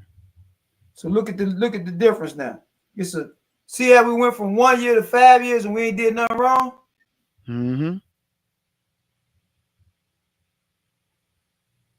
So now y'all gonna see that it's gonna come back together. How they got is because it's a lot of little they got wicked stuff going on with all these coups and stuff, and we got it's the manuscript to go off. So now we went from having a 1 year how we was doing it, but remember it's two different ways to do it. So that's two. So then you could have added it up the years from the year that he started. You add one number down from that, which is what we've been doing the whole time. Right. And it'll take another year off and make it 4. But what happened to those little years? Remember, it's some more stuff getting ready to pop up. So just bear with us. It's gonna even back out. Y'all just bear with us. All right. I hope this ain't confusing people. We just gotta sit here and see that there's two different basically formulas that we got to try to line the kings of Israel up with the kings of Judah. Can I verify Can you verify for me Jehoash, king of Judah, his 27th year? What year did you say that was? 37th year. 27th. Right. You want to know when his 37th year was? Yeah, the 27th. I thought we said the 27th. No, it say 37. You said. Oh, okay. So when was that? 3,108. Okay. All right. And I see that. Go ahead, I'm sorry. And that's the 37, correct? Right, it's in verse 10, in the 37th year of Joash, king of Judah. Now we in. Remember their names is Jehoash and Joash. They like the same name. Remember I told y'all this gonna go on a lot. So people that's why I'm showing y'all we gotta pay attention. Now we done did everything right based off of the manuscript. We ain't did nothing wrong. We just went straight down the line. All right, so now we going to the next king. 2 Kings 14, verse 23. And I see the formulas too. Like you said, Elder Yashia, how we took the 3,071 plus the 37, which gave us 3,108. Or we could have just did the 3087 plus 16, which is still, I think it's like what, 5 years, something like that. So, right. So when you add it from the kings of Judah, when you really look at it, man, it's still like close though. It's real close. Real close. So I see what you're saying. I got you. Can you ask anybody in the chat if they got any questions so far? Matter of fact, let me put this thing so you can see it. You can see it now. Not really, because I got my screen blew up real big. Okay, got you. Okay. Hold on, let me take my screen down and see if anybody asking questions. Y'all can just tell me if they asking too. What about now? I don't see no questions though. Let me see comments. Let me go in the comments. I was in the private chat. All right, Corey Ryan. Hey, do anybody have any questions so far, family? Is anybody confused? Because when Elder Yashia did the kings of Judah, it was much easier than the northern kingdom. So the two formulas, like he just using, one formula, he going from the kings of Judah to the northern kingdom, and we calculating it that way, or when they began to reign, right, Elder Yashia? Yeah, from the time that, go ahead. It's a few different ways to do it. So you see that somewhere is like every time it's a coup, something go on with how they calculating when they inherited the kingdom. Right. They saying that it's in this year that king of Judah, but then you see it's a few years off from what the map say. So the reason being, I couldn't, I don't know, except we're gonna go back down the line. We're gonna go back and we're gonna do all this in Hebrew. So we're gonna do this all over again anyway. Judah timeline is easy, but I told y'all when we got to the northern kingdom, because there was so much wickedness going on, this one was gonna be harder. Shallum, the Oracle 007. Right. So we now at where we at, brother? Yeah, we just We're got through reading. Jeroboam. Right. There you go. It's 2 Kings 14:23. We almost there. Already. I might just tell y'all how to convert it back to BC anyway. It's crazy. That take like 4 seconds. Yeah. What verse? Verse 23.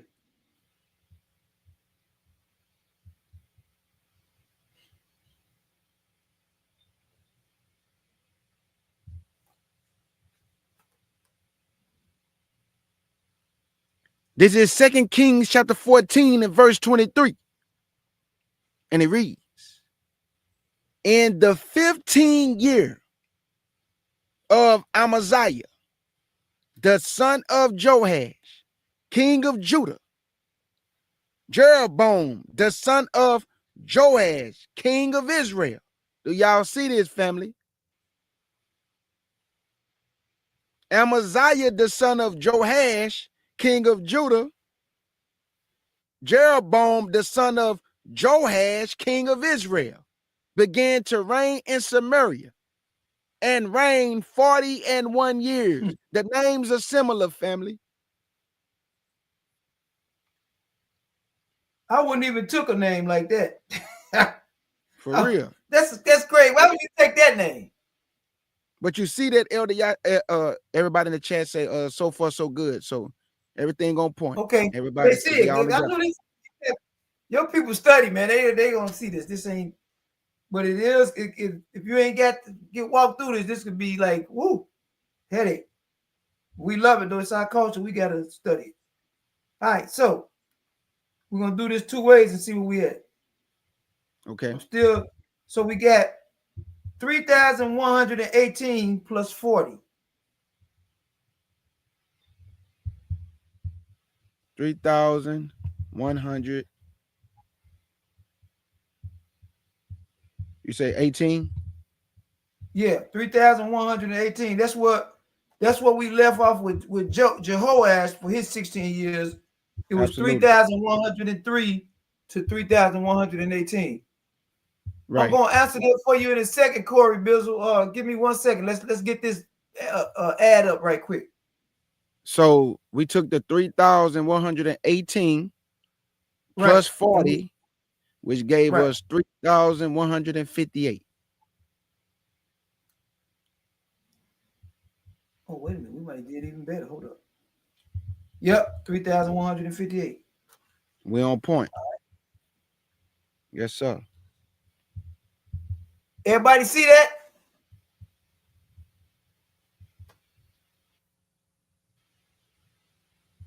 Now here comes some foolishness getting ready to go on now. Now it's something I want to show y'all before we. It says Ahaziah. This happened in Ahaziah's 15th year. Let me make sure. Read that verse again, because I want to make sure we getting this right. Verse 23. Already. Yeah, 15th year Ahaziah. Good. Now, before we, okay, that's coming next. Good. It's gonna be a whole lot. If you watch this, is crazy. So he started his reign 3,111 plus 15 equals. Well, let me see. 3,111. That's when Ahaziah started his reign. Now the plus 14. 3,125. So we had now, let me see. It's still now it's 2 more years lost. Watch this. So it's Ahaziah started his reign 3,111, right? Mm-hmm. It said that that he took over in the 15th year. So it's 3,111. Y'all can add either 14 or 15, right? I got now this is supposed to be 3,125 if that was accurate.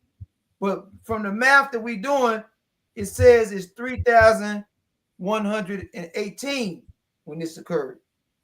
Mm-hmm. When Jeroboam took over and he reigned for another 40 years to 3,158. Everybody see that? Yep. All right, good. Now some more foolishness getting ready to occur.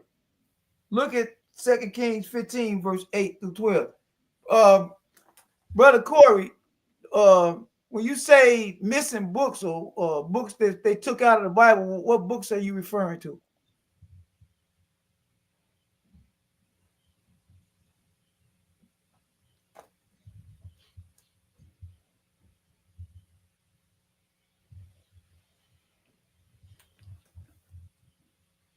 You go ahead and go verses 8 through 12.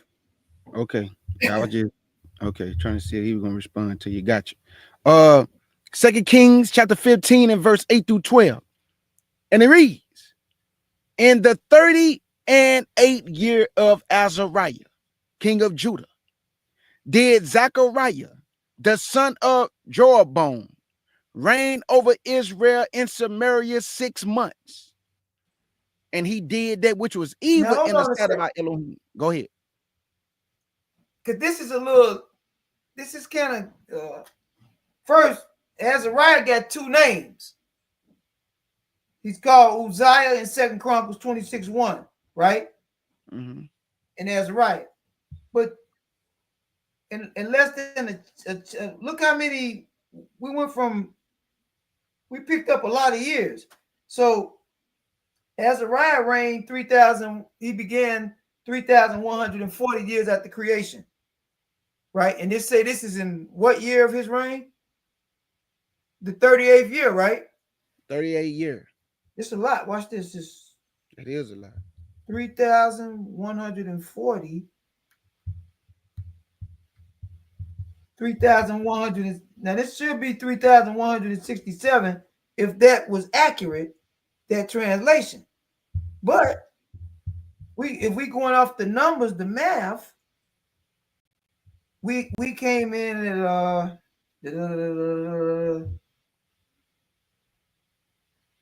I just put the number here. That number was 3,158.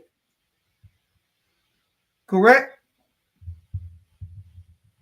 So it's 3,158. That means it's 9 years, another 2 years now. Something in this translation is throwing all of this math off. But it says that Zechariah only reigned 6 months. Watch this. We'll deal with that in 1 second, Corey.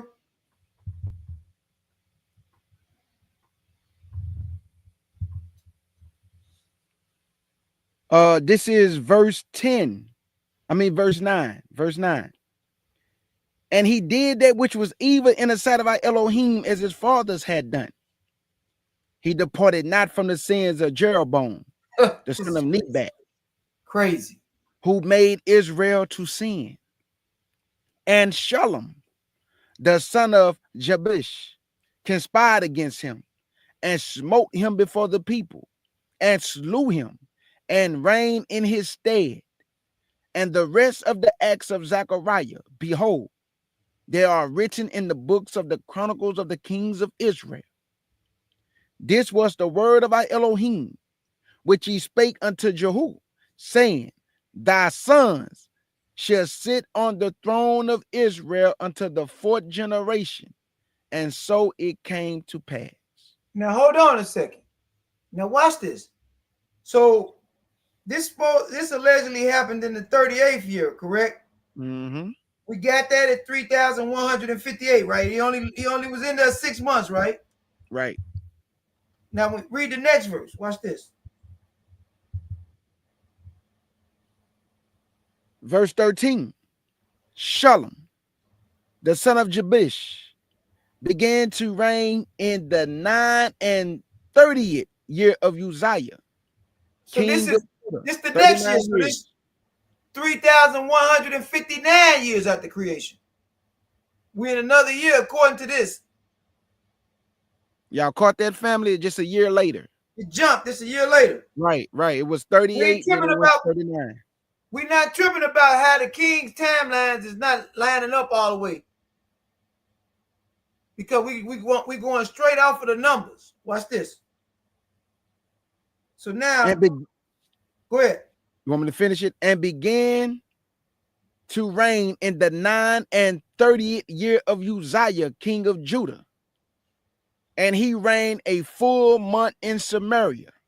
So now you see this? Now these short reigns is coming. That's going to end up at the end. It's going to add up to a little over a year. So y'all, we'll get that too. We'll be there in a second. We only got like 3-4 kings left.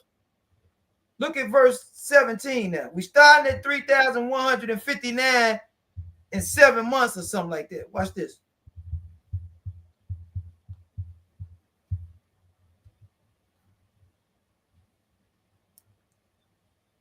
Verse 17. In the 9 and 30th year of Azariah, king of Judah, began Menahem, the son of Gedai, to reign over Israel, and reigned 10 years in Samaria.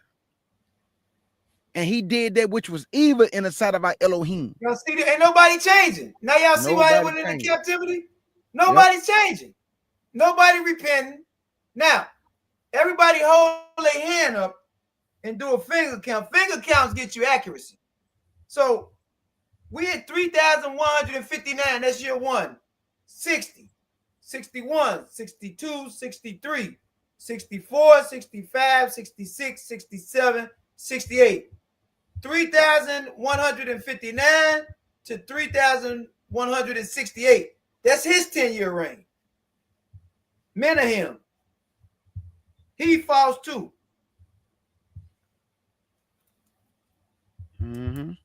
Now we in 2 Kings 15, verse 23.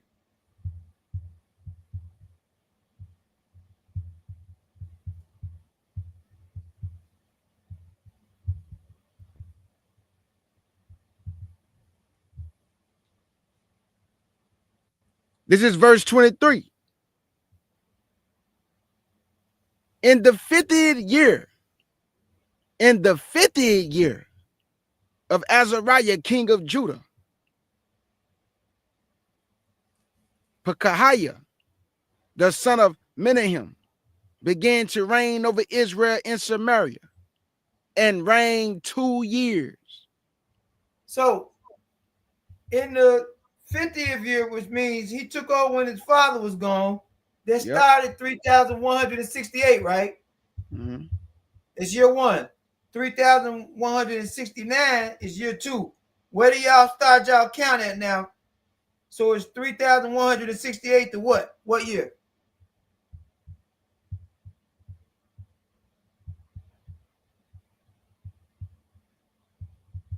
We could say 3,170, or we could say 3,169. Because remember, it's the end. So we'll say 3,170. Y'all got that? And you saying that based on somewhere in between when it say in the 50th reign of Azariah. So you just putting the 2 years somewhere in between that, right? Well, the timeline with Judah is all through off. We adding the years up now. Got you. So all I'm saying is we've been going off the numbers since about right after Jehoash. We've been going off of the numbers. Okay. Now we got that was his 2-year reign. Now we only got 2 kings left. I'm gonna show y'all something after this. 2 Kings 15, verse 27 now.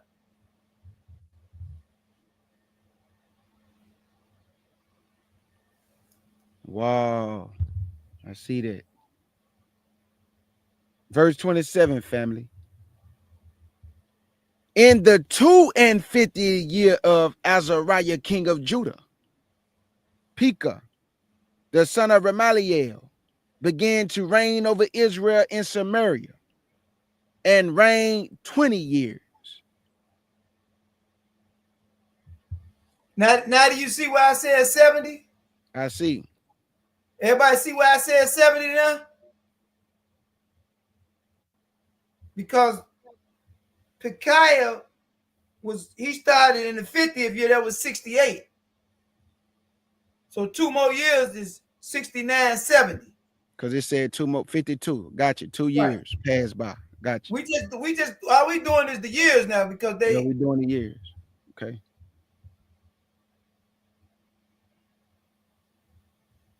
All right, come on. Where we at? I'm What's gonna our read. count now? So y'all can do a hand count. The hand count gonna bring you to 3,189. 3,170 to 3,189. Now we got one more king left. Then I'm gonna show y'all something. 2 Kings 17, verse 1. One more king of Israel.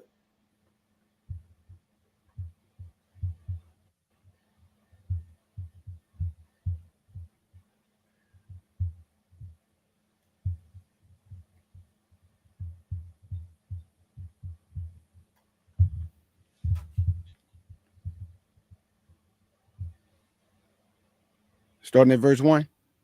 Yes, that's the only verse we need, verse 1. Already. 2 Kings chapter 17 and verse 1.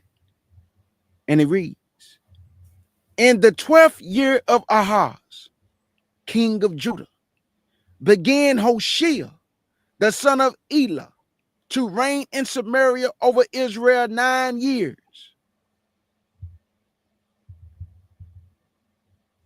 9 years starting with 3,189. Let's do a hand count so we can close out. 89, 90, 91, 92, 93, 94, 90, 95, 96, 97. 3,197. Mm-hmm. Now we finna learn a lot now. All right, hold up. 3,197.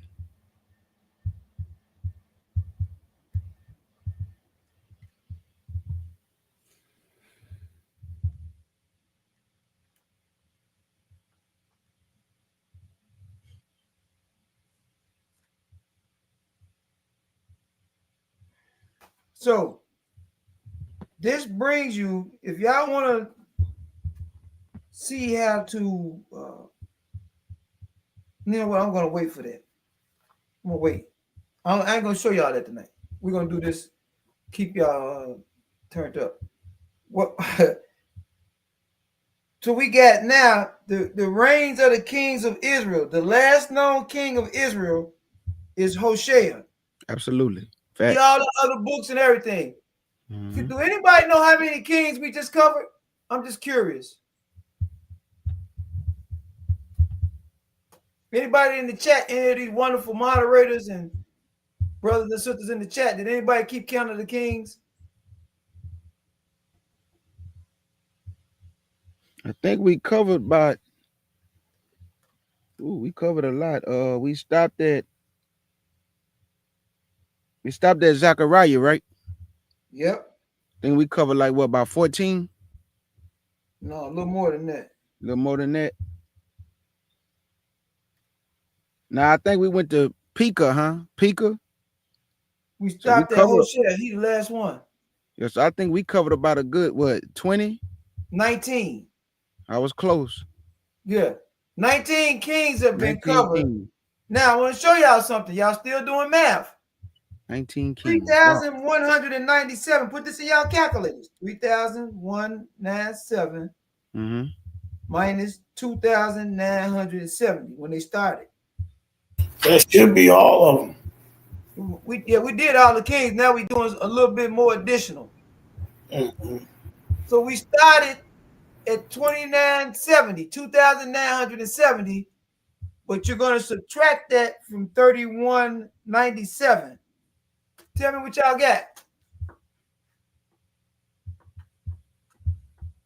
2,970. Subtract. Well, what you said? Subtract again.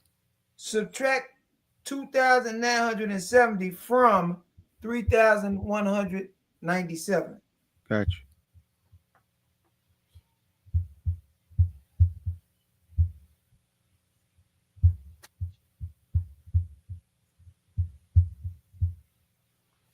This 1,000. Go ahead. What you say? 1,000. Nah.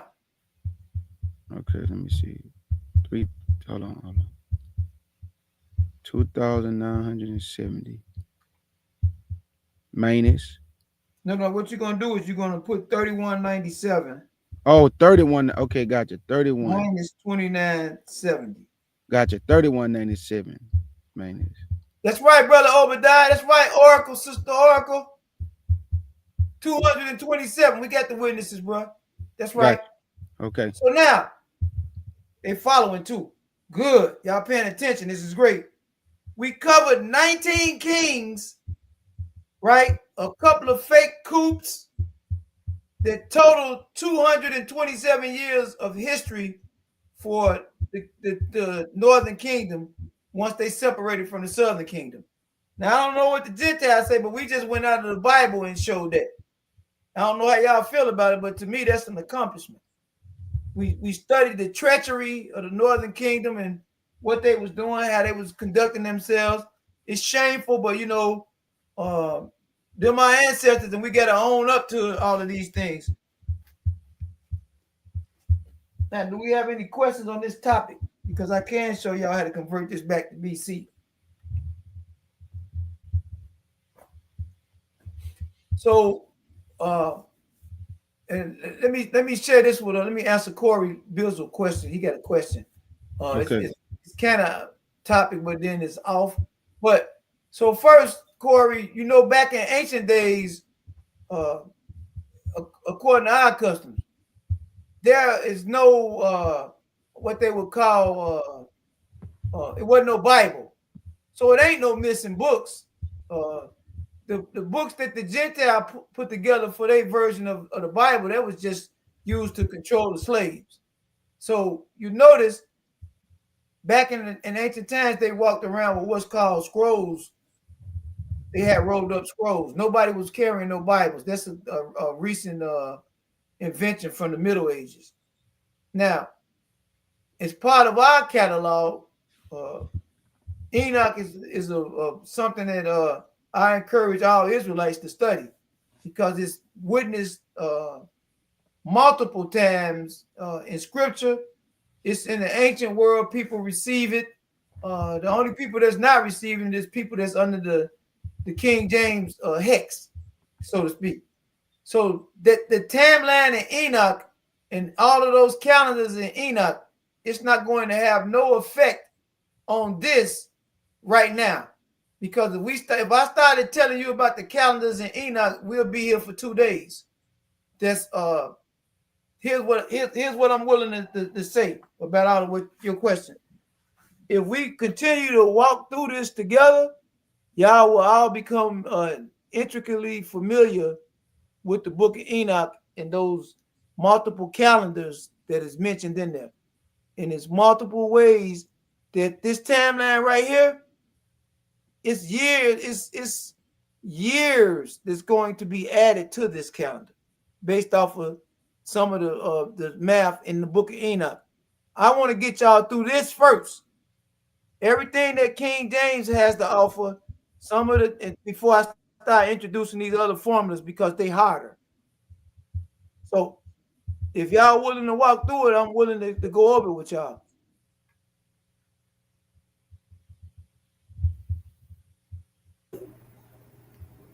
Check your text, Yashia.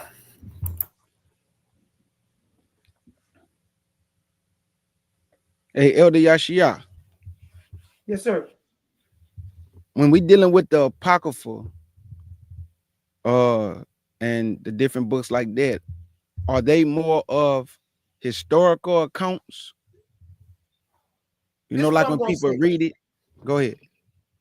I'm gonna tell you. I'm gonna share. I'm not gonna never tell us what to read, what to believe in Scripture. I'm gonna tell y'all we gotta have a standard for what we hold as Scripture. And so one of the things, the very first thing you want to know is the writing mentioned in Scripture. Mm-hmm.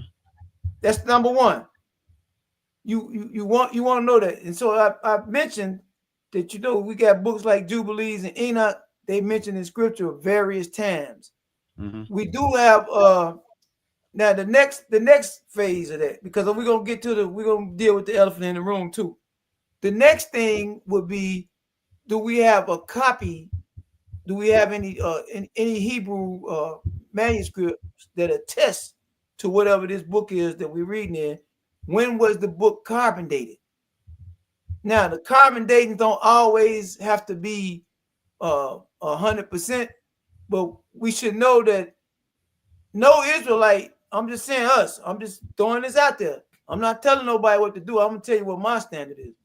No Israelite should receive nothing after the 1st century AD as something we're gonna put on the level of scripture. Nothing.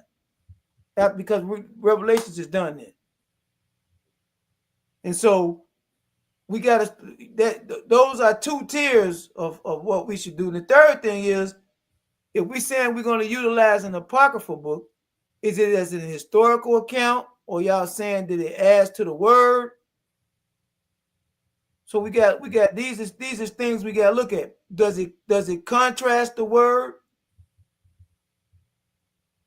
These things we got to start looking at. Now, I can tell y'all that they got books in the apocrypha that are profit, and when I say profitable to our ministries, some of those books is in the Dead Sea Scrolls, and they got copies in Hebrew.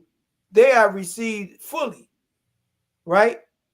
Like you got book like Sirach, they found a Hebrew copy the fortress over in Masada, over in that area, when they was finding all those writings over there. And they got some of these things is in the Dead Sea Scrolls, like Enoch and Jubilees. That's Dead Sea Scroll.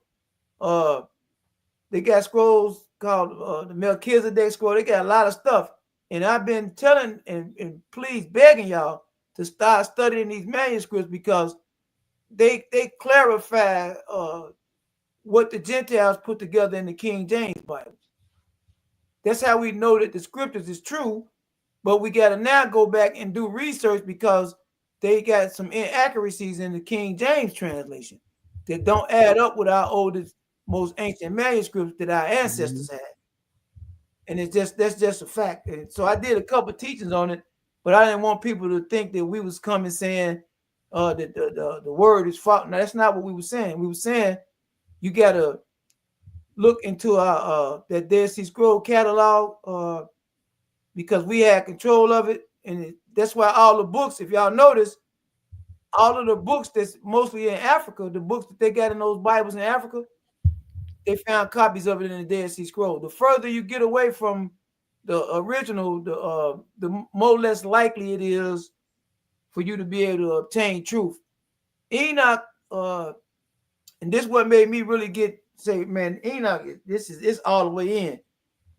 The list of the angels, the first list of the watchers, I noticed that the Greek, it had, I think, 16 of them listed.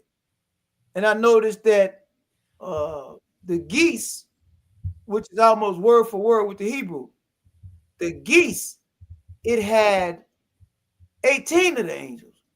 But I noticed that when I looked at Enoch in the Dead Sea Scrolls, when I was reading it in Hebrew, it had all 20 of the angels.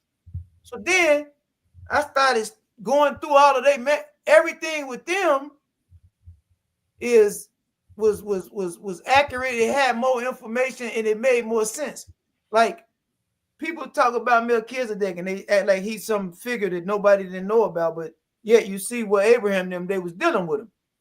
Read the Dead Sea Scroll, Melchizedek scroll. That's all I can tell you. So it's more information. The Apocrypha, like Maccabees, I'm going to show y'all in, I don't know, probably a month or two, whenever we get time. I don't want to timeline y'all to death every week. We're gonna mix it up. But I'm gonna show y'all using Maccabees that we just had a sabbatical year, and the next one is in 2029. I'm gonna show y'all with the math. Y'all just had y'all most difficult timeline y'all gonna do. The kings of Israel. That's hard as this gonna get. Everything else is gonna be simple. Based off, because now I'm bringing the Dead Sea Scrolls in. We're gonna use the King James. We're gonna use the Apocrypha. They all go together. So now, if anybody can show me where the sabbatical year is and base it off of our history, Listen, I know I can, and I'm gonna show it to y'all. So yes, these books are historically they got a lot of significance. And book like Maccabees, that's mentioned in scripture several times. I don't know if everybody's aware of it. Can we still do we still got scriptures on the screen? Oh, Elder Bear Walk. Elder Bear Walk. They had to leave out. So I ain't left yet, but I wanted to say Shalom before I do leave. Yeah, I can throw it up real quick. Yes, yeah. Then you throw Hebrews chapter 11 up real quick. I want to show them this. I want to say something. That's why he's turning to that. They got like 3 chapters in the book of Daniel that is dedicated. I'm gonna share that with y'all in a few weeks, I think. It's dedicated to the book of Maccabees. It's a prophecy about Antiochus Epiphanes and the things that was going on. But the way I taught it, I lined it up with Maccabees, and I want y'all to see that. I'm gonna come on K Judah Lab and teach it somewhere around the time that all that stuff is supposed to be going on. When y'all will see that Daniel is given an exact prophecy. He got probably the most exact prophecies in the Bible. Look down at verse 35. I want y'all to see this. Y'all know it talk about the feast of dedication. Y'all know dedication in Hebrew means Hanukkah. In John 10, verse I think it's verse 22. But look at verse 35. Watch this right here. It says, go ahead, brother. Go ahead. Good. This is Hebrews chapter 11 and verse 35. And it reads, women received their dead raised to life again, and others was tortured, not accepting deliverance, that they might obtain a better resurrection. Somebody tell us what they talk about torture in the Bible. It doesn't. Bro, why can you turn before you leave out one more place? Turn to 2 Maccabees, either chapter 6 or chapter 7. Chapter 7. Let's let these people know what their history. They had this from us. They wouldn't. If you teaching people that they could pray over anything and eat it, and all they fighting for is pork, why would you leave this in the Bible? 2 Maccabees, chapter 7. We can do 6 or 7. You know what I mean? They got 2 chapters dedicated to this foolishness. You talking about the old man now. Just scroll down. They tried to conspire him to eat swine, and he refused to do it. All right, hold up. You right in that. You're going out too far. Hold up. Yeah, start at verse 18. This is 2 Maccabees chapter 6 and verse 18.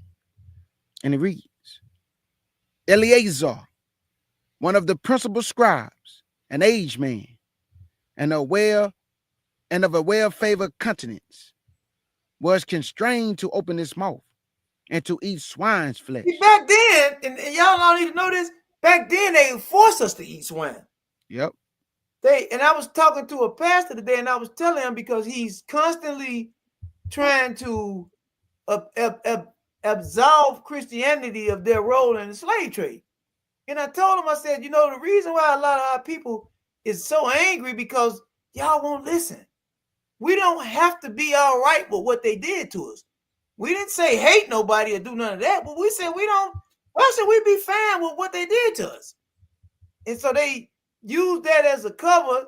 They won't discuss these things, and they try to sweep everything under the rug, but they real ornery and nasty. And I've been in this group, the Christian Hebrew Israelite discussion group.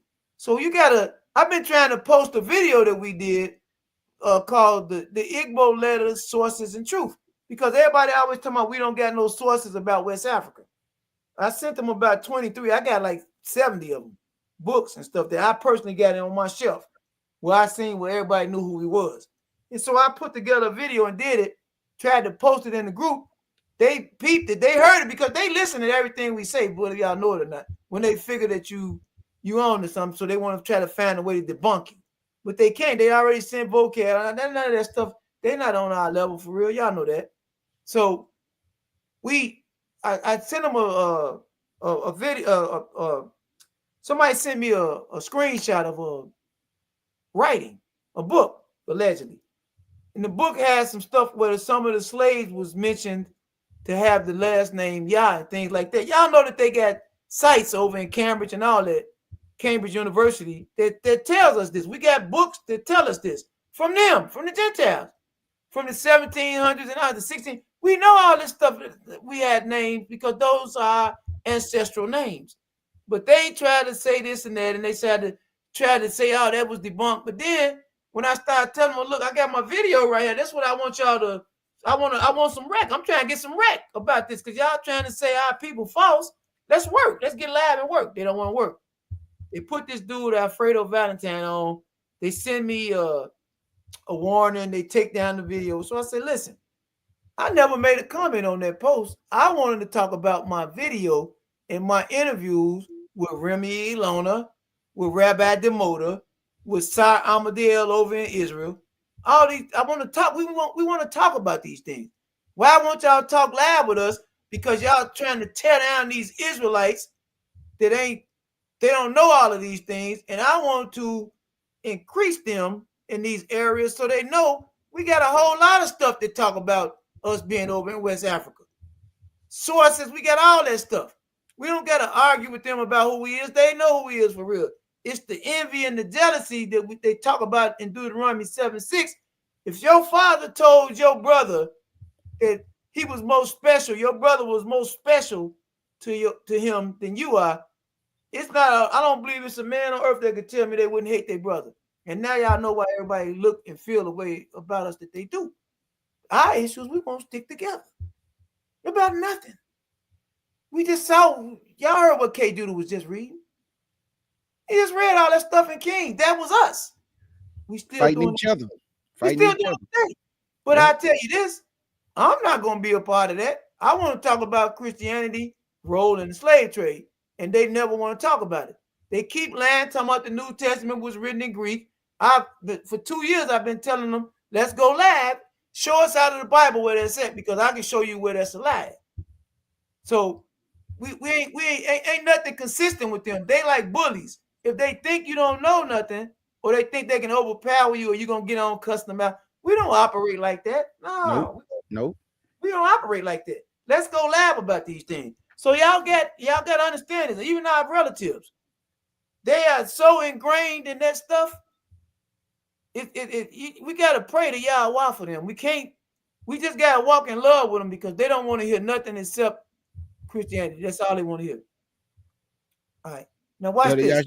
And you gotta know when to step away too, because yes, you know how he say casting that pearl for swine, because sometimes it's just best to walk away sometimes too. Now watch this. I'm gonna let you right, K. Judah. I'm gonna let K. Judah read down and tell y'all what the point I'm trying to make.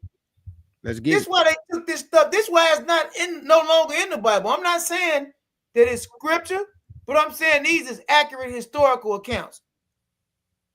That's what I was asking. Absolute historical account. Thank you for that.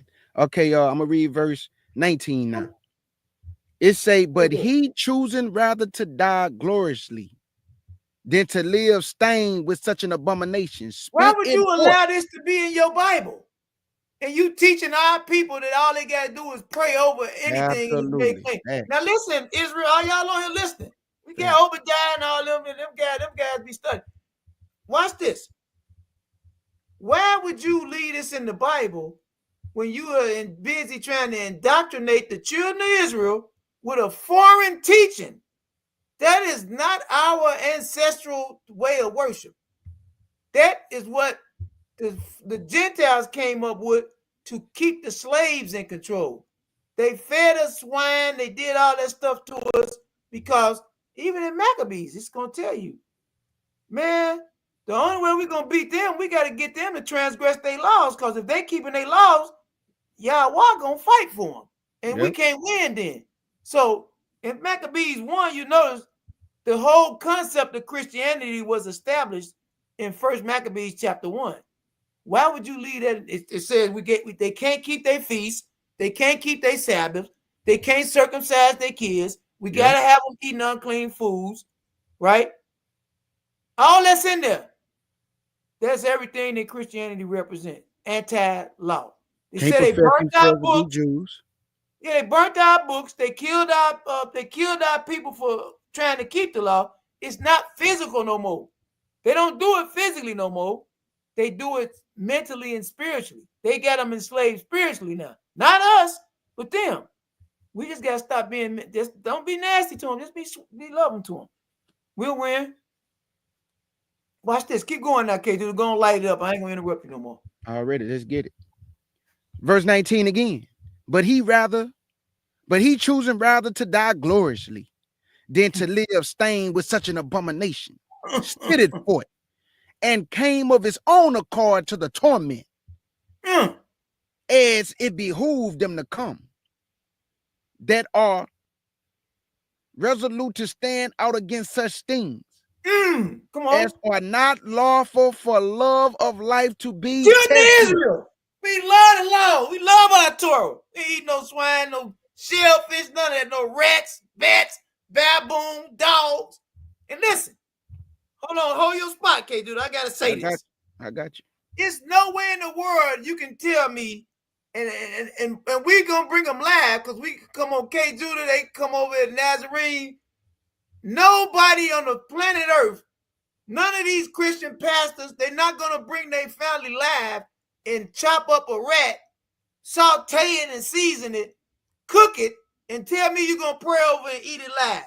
So since y'all lying about that, and I know y'all don't believe it, all y'all are fighting for is the plantation diet, pork, and the shellfish, the red lobster diet. That's all y'all fighting for. So miss us with all these lies about you can pray over anything. No, you can pray over anything that he told us is lawful to eat. Facts. That's what you can pray over. You ain't gonna you know, I love to talk about Paul. Tell me you want to talk about Paul. Tell me you want to go in Romans. Yes, you know what I want y'all to do? Come on. Hey, see if I don't mean to cut y'all off because I want to say Shalom to everybody, but see if K Judah can take over with the script. That's it. We got like 2 verses. Okay, go ahead. Okay, got you. Go ahead. Verse 21. But they had the charge of that wicked feast. Come on. For the old acquaintances they had with the man, taking him aside, besought him to bring flesh of his own provision, such as was lawful for him to use. Chicken, salmon, trout, beef, anything. Now they so wicked, they gonna tell him to act like he eating pork. Right. Y'all see this? Yep. These are the people we dealing with. Y'all gotta know who y'all enemy is. Come on. And make as if he did eat of the flesh taken from the sacrifice commanded by the king. This is wicked. Watch this. That in so doing, he might be delivered from death. And for the old friendship with them find favor. They want him to be a coon. Yep. He tell them, no, I ain't no coon. Kill me. We don't get out like that. Watch this. But he began to consider discreetly, and as became his age and the excellency of his ancient years. I've been walking in the Torah my whole life. Come on. Right. And the honor of his gray head, whereon was come, and his most honest education from a child. Torah, that's what we learned. Come on. Or rather, the holy law made and given by Elohim. See how the Israelites love the law? They taught us when they forced Christianity on us to hate it. Watch this.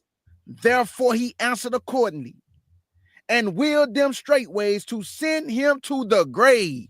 Kill me. I'm not eating none of y'all defiled diet. Watch this.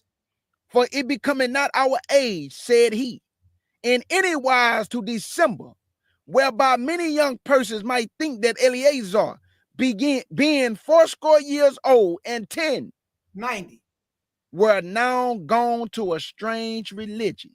Christianity. That's Christianity. Listen, it's the foundation for Christianity right here. Yep. These the Greeks. Y'all ain't meditating on it. These the Greeks is a strange religion. This ain't our worship. I got pastor trying to convince me it's righteous and it ain't got nothing to, man, miss me with that, man. Stop it. Then let's talk about slavery live in front of everybody. No, why are you trying to? Let's talk about it. Why y'all? We just talked about our history, how wicked our people were. No conviction. No conviction. Y'all heard K. Judah reading that. He said it. I said we was wicked. And he But called they it want a that wicked is religion. nothing. Yeah. He called it a wicked Feasts, religion. all this stuff. Christmas. So this stuff is false.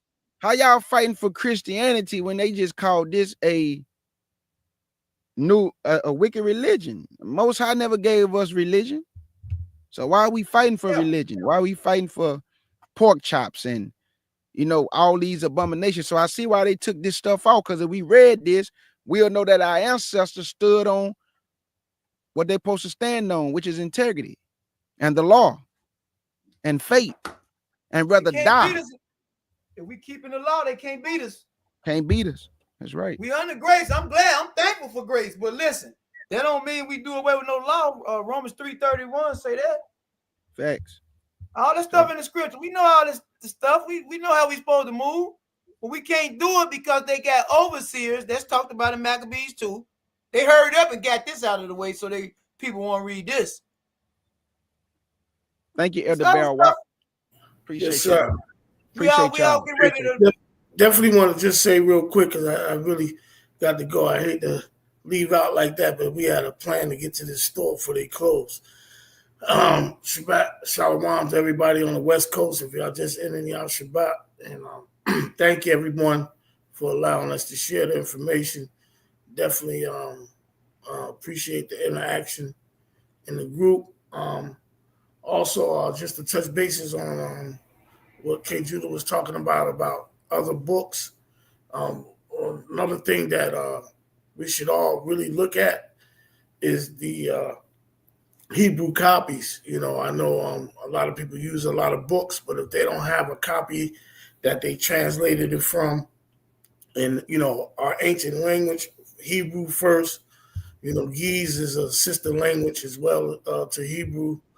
But we don't have no ancient writings or language from what they translated that our ancestors were familiar with other than Hebrew, then we shouldn't be using it, especially the English. So I just want to elaborate on that too. But definitely everybody have a blessed evening, and thank everyone for allowing us to come on. Big salute, Elder. Yeah, Shalom. Shalom. All right, we ain't got no more questions. Do anybody have any questions before we shut it down? I want to thank everybody for y'all support. Thank y'all for coming and listen to the class, Elder Yashia and Elder Barrow, edifying us on things that is most important, family, our history, our culture, and understanding different timelines and dispensations of time. So thank y'all, family, for fellowshipping with us. And thank y'all for bearing through that Northern Kingdom timeline, because it's tough. And I just want to say this, family, before we get up out of here too. It would behoove us, ask the Most High for guidance. Ask Yahshua HaMashiach for guidance. You hear, people saying not to read this and not to read that all over YouTube. But at the end of the day, family, when you read in the book of Daniel and you get to Nebuchadnezzar, Babylon, Medes and the Persians, I want y'all to know that the name never changed, family, all the way down to Rome. It was still called Babylon. So when you look at the Greek Empire, you can't find it in the Bible. In the King James Bible, you ain't going to hear nothing about no Greek rulership. Where we find it at? You got to go to the Apocrypha book. So if you want to know about the Greeks, you got to go to the Apocrypha book. And then at a certain time in history, when Rome took over, it became what, y'all?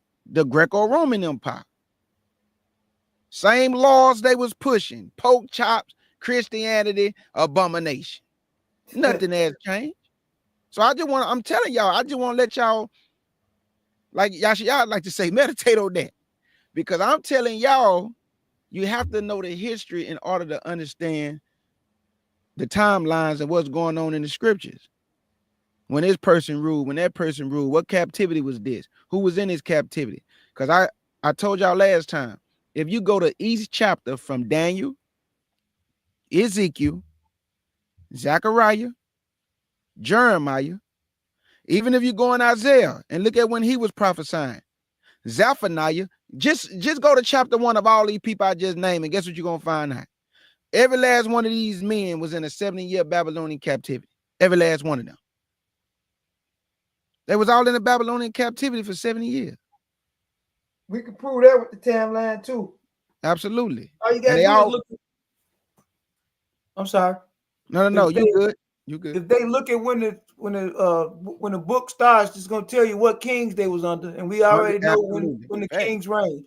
Facts, absolutely.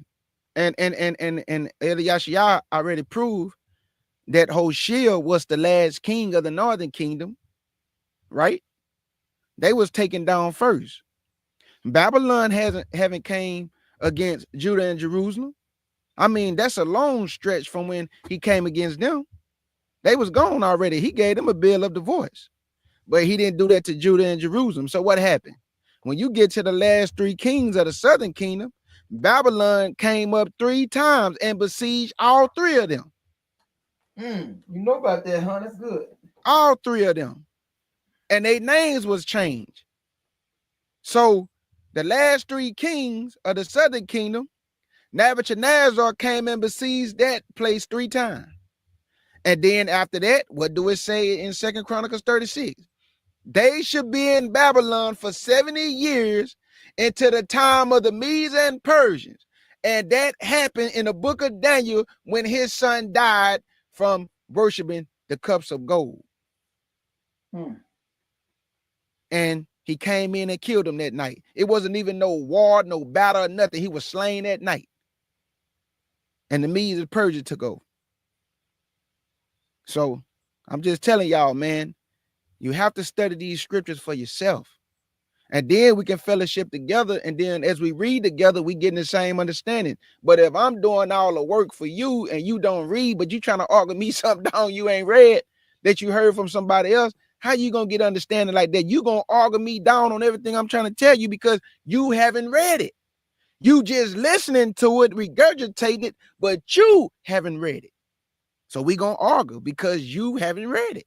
So you're going to say, I'm wrong about this? No, that ain't true. No, don't read that book. Now, bro, have you read it? No, I ain't read it. My teacher told me, no, that's a problem. You got to read it, man. That's all I wanted to say, man. You got to read it, man. Straight up. You got to read it. I got elders who taught me, and guess what I was doing every time they taught me? Going behind them and still studying for myself. So when it was time for the Most High to use me, here I go. Because I've been studying. Now I can be used. So, you know, got Elder Yashiyah and Elder Barawak. They teaching me things I never heard. So I'm just adding this to the arsenal.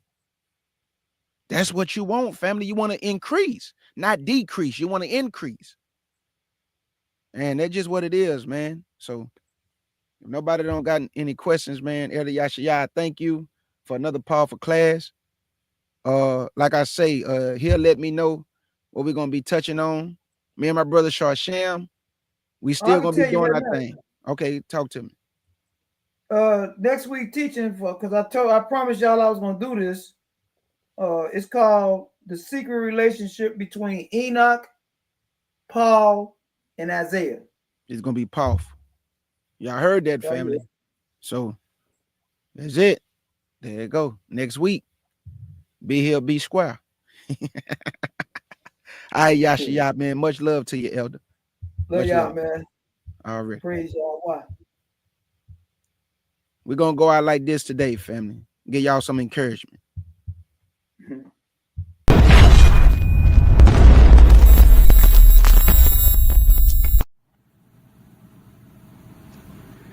Swing low,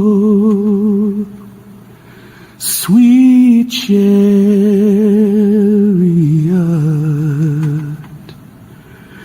coming for to carry me home. Swing low,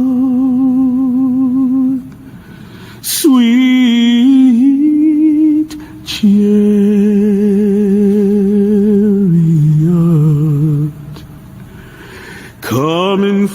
to carry me home.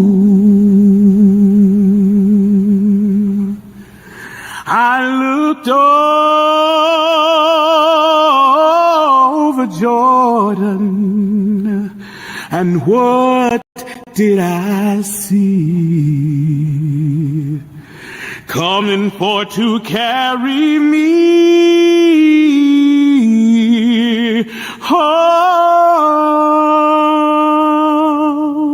home. I saw a band of angels coming after me, coming for to carry me home. That's why I sing, swing low, sweet chariot,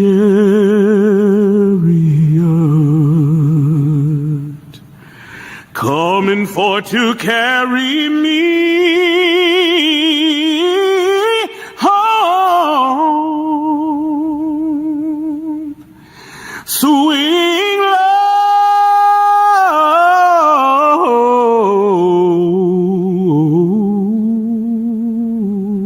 low, sweet chariot,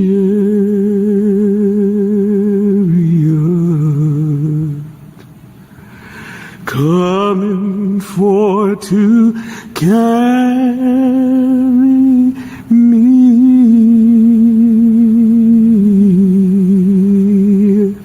home. Home.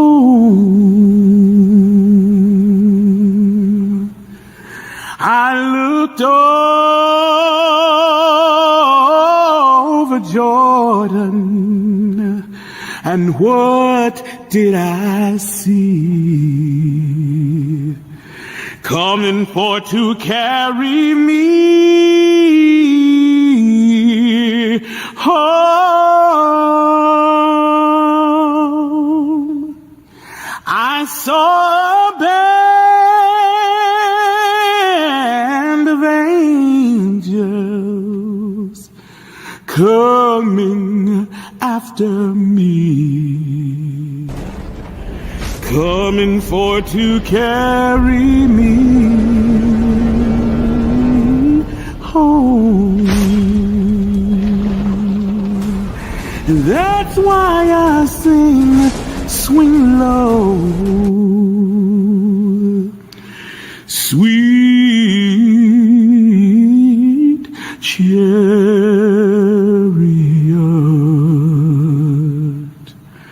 coming for to carry me home.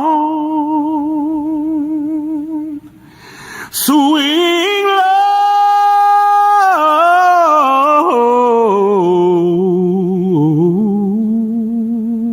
low, sweet chariot,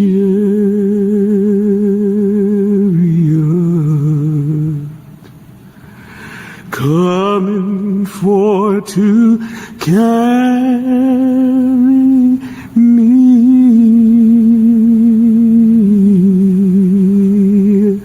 home.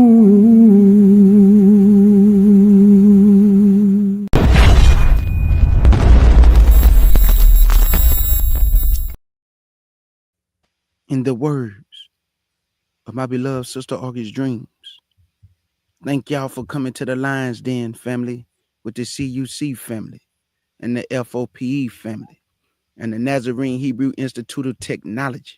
We thank y'all, we love y'all, and we say big salute. Let's get it.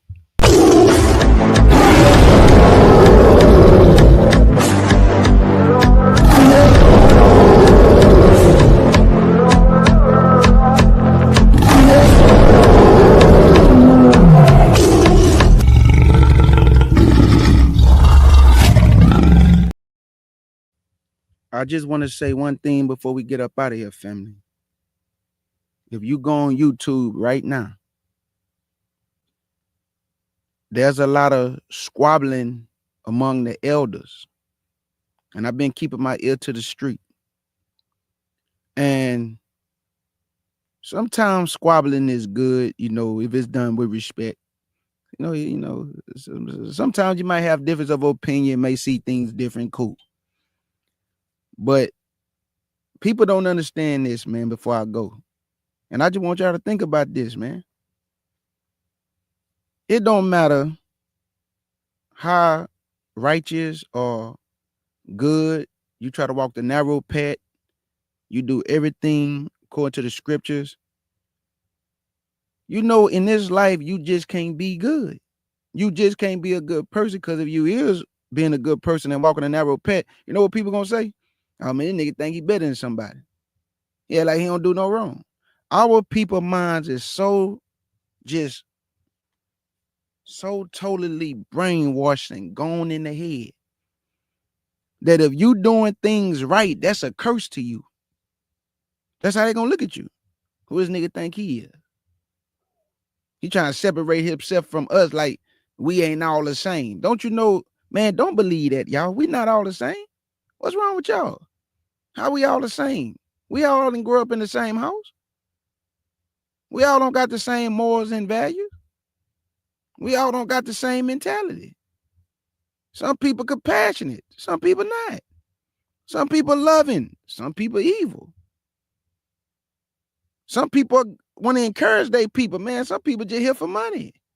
How we all the same? I don't take money, so I'm the same as you. I don't hate Israel. I'm the same as you, dog. I'm saying this for a reason, y'all. You got to know who you are. You can't go based on what somebody else saying. Man, don't y'all know people lie, but they never look at themselves in the mirror at their own self. They look at everybody else. Crying on YouTube, making community posts, crying, making video, crying, but they don't look at themselves. That's why I say you got to be careful what you do on YouTube. You can't take them videos. You can take your videos down, but you can't take what's serious in people's mind. All we doing is giving a perception of who people think we are until we meet each other. Some of my family didn't already met each other. Stayed in the same house with each other. Y'all don't know that. So I'm saying that good people are good people. Oh, ain't nobody good. So why did y'all say be good? Can anybody explain that to me? This man say do good, but y'all told me ain't nobody good. So what do you want me to do good for? Ain't nobody good. I'm wasting my time to be good. If you have a gift or a talent somebody else don't have, you're going to be hated for their gift and talent. If you have charisma, if you can read the scriptures well, if you have understanding, you have knowledge, you're going to be hated for that knowledge. And guess where it's going to come from? Your people that look like you. Jealousy is a disease in Israel. Envy is worse than jealousy. A man will kill you for envy. To my CUC loved ones and all my nation of Israel brothers and sisters, man, stay on the narrow path. Don't worry about what people say. People just say anything, just lying, just say anything. But they don't tell the truth about themselves, though. I just laugh and say, Shalom, family, from your brother K. Judah. Salute.